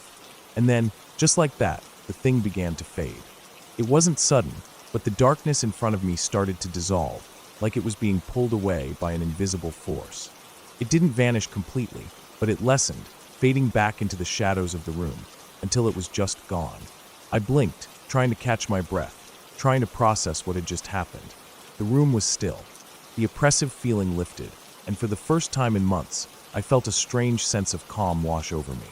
My heart was still pounding in my chest, but there was no fear. I didn't feel the dread anymore, the terrible unease that had plagued us for so long. I was okay. I lay there, in the dark, breathing deeply, trying to make sense of everything that had just occurred. My thoughts were spinning, but I couldn't deny what had happened. Something had been there, something had tried to torment us, and for whatever reason, it had stopped. I managed to drift back to sleep fairly quickly after that, and when I woke up the next morning, the world seemed normal again. Julia was still asleep beside me, her body relaxed in a way I hadn't seen in months. She didn't wake up screaming, didn't sit up in terror. The air in the room felt lighter, less suffocating. I didn't mention anything to her. What was I supposed to say? Hey, I mentally told the shadowy figure to get lost last night, and it listened. I didn't want to freak her out, and honestly, I wasn't sure what to make of the whole thing myself. But that night, she didn't have a night terror. And the night after that, and the one after that. Days turned into weeks, and weeks turned into months. The terror that had gripped her every night was gone. Just like that. It had stopped. I don't know what happened that night. I don't know if it was me standing up to whatever it was, if it was the mental confrontation, or if it was just the fact that we both had finally reached a breaking point. All I know is that I did something I never thought I'd do. I fought back. I still don't know if I believe in the paranormal, or if there's some scientific explanation for what happened. But every time I look back at that time, I can't help but feel like something real, something beyond the physical, was in our lives. It doesn't matter what it was. All I know is that it's gone now. Julia hasn't had a single night terror since that night, and for that, I'll be forever grateful. It was one of the strangest things I've ever experienced, and I can't shake the feeling that whatever it was, it'll never come back. We've moved on with our lives. I've learned to sleep better, and Julia, well, she's finally sleeping through the night again. No more black, formless figure hovering over her. No more fear that gripped us both. But I still think about it sometimes. Not because I'm scared, but because I know something happened. Something I can't explain. And for the first time in my life, I'm okay with that.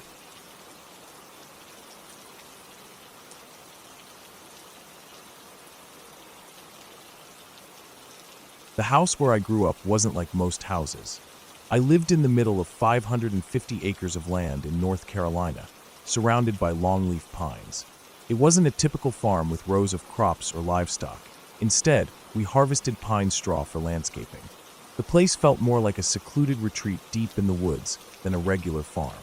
Most people would consider it peaceful, but for me, it was the kind of place that gave me the creeps.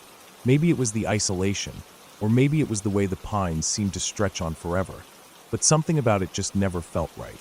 The house itself was a strange, custom job built in the 1930s. It had this huge picture window in the living room that spanned almost the entire length of the room, about 50 feet.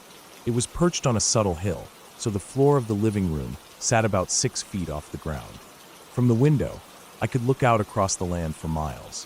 When the winter came, with just a bit of snow on the ground, the moonlight would reflect off the snow, and I'd see the dogs running around out there in the dark. The whole scene felt unnerving to me. I hated that window. It always felt like someone could be watching, just out of sight, hidden in the shadows. One weekend, when I was about 13 or 14, my cousin came over to visit. We had planned to spend the evening doing what most kids did in the country, throwing random things into the fireplace to see what would happen. We stayed up late, and as the fire started to die down, we built a little kingdom of couch cushions and blankets in the living room and settled in to sleep. It was quiet, the kind of quiet that only happens when you're out in the country, far from the noise of town. But then, we heard the dogs barking.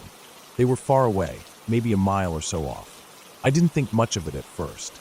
The property was huge, and the dogs were always chasing off animals that wandered onto the land. I figured they were just doing their job. But as I lay there, my cousin didn't say anything. He just stared out the window, and I noticed how tense he looked. I asked him what was going on, but he didn't answer right away. He just kept staring, his brow furrowed like he was trying to figure something out. Eventually, he spoke, his voice low. "I think I'm seeing things out there." That made my heart race a little, but I didn't say anything. Instead, I stood up and joined him at the window, trying to figure out what he was talking about. The night was dark, only the faint moonlight reflecting off the snow gave us any light. We both stared for what felt like ages, trying to make sense of what we were seeing, but everything looked normal. Just trees and snow. Nothing out of the ordinary. I kept asking him what he saw, but he only shushed me and continued staring. He was clearly fixated on something. I tried to focus harder, to see what he was seeing, and after a few moments, I noticed it too. A shadow. It moved from one tree to the next. It wasn't a quick movement, not a run or a leap, just a brisk walk from one tree to another, and then it was gone. The figure was about 100 yards from the house. For a second, I thought maybe it was an animal, but it moved too deliberately. It looked like a person. I looked at my cousin, and he looked at me, and neither of us said anything. I felt the hairs on the back of my neck stand up. There was still a chance we were imagining things, right? Maybe it was the way the snow reflected the moonlight, playing tricks on our eyes. So, we just stood there, frozen, watching. Then it happened again. A few minutes later, a second figure. Another person, moving from one tree to the next, just like the first one. This time, it was closer, maybe 50 feet from where the first figure had been. We both stared at it, trying to make sense of what we were seeing. We weren't sure if we should be scared or if we were just imagining things, but we were too scared to move, too scared to even speak. I wanted to wake up my dad, but I knew what he would do. He'd just go out there with his rifle, shouting into the woods, making the situation worse. And my cousin and I both agreed that we didn't want to provoke whatever was out there. Every few minutes, the figures kept appearing. One here, then another there. They'd walk from tree to tree, always just out of clear view, always just far enough that we couldn't make out details. It wasn't like they were running or acting frantic, but the movements were deliberate, and each time they disappeared behind a tree, I felt a knot in my stomach. No one should be out there. Not at that time of night. The land was too isolated, too far from any neighbors. The property next door was owned by federal paper, a huge stretch of untouched forest, so there was no one else nearby. If anyone was out there, they were there for a reason. And then it happened. One of the figures appeared again, but this time, it didn't disappear behind a tree. It ran. It ran straight toward us. My cousin and I both froze, and I could hear my heart pounding in my ears. We lost it then. We didn't even think, just ran out of the room, screaming for my dad. He was half awake when we burst into his room, and we told him everything. But by the time we got back to the window, the figure was gone. There was no one out there anymore. I remember feeling like we were trapped, like someone was watching us. We locked every door and every window in the house. It was a routine I'd never followed before, but it seemed like the right thing to do. We walked the entire house, checking every door, every window, making sure nothing was left unlocked. The feeling of being watched only grew stronger the more we checked. Every time I reached a door, I felt like someone would be on the other side, trying to get in. Finally, after what felt like hours of locking up and checking, we all settled into the living room. My dad stayed with us, still half asleep, while my cousin and I kept watch through the big window. The house was still. The night was still. But I couldn't shake the feeling that someone was out there, just beyond the reach of the trees. The next day, we went outside to look for any signs of what had happened. We found footprints. Footprints in the snow. They were scattered across the yard, between the trees, like someone had been walking around all night. They didn't make sense. The tracks were too erratic, too random, like whoever had been out there didn't care about being seen. And then, we found something that made my stomach drop. Right beneath the big window, there were more tracks. Someone had been standing directly under the window, looking up at us. I remember standing there, looking down at the footprints, trying to process what had happened. There was no way they could have been missed.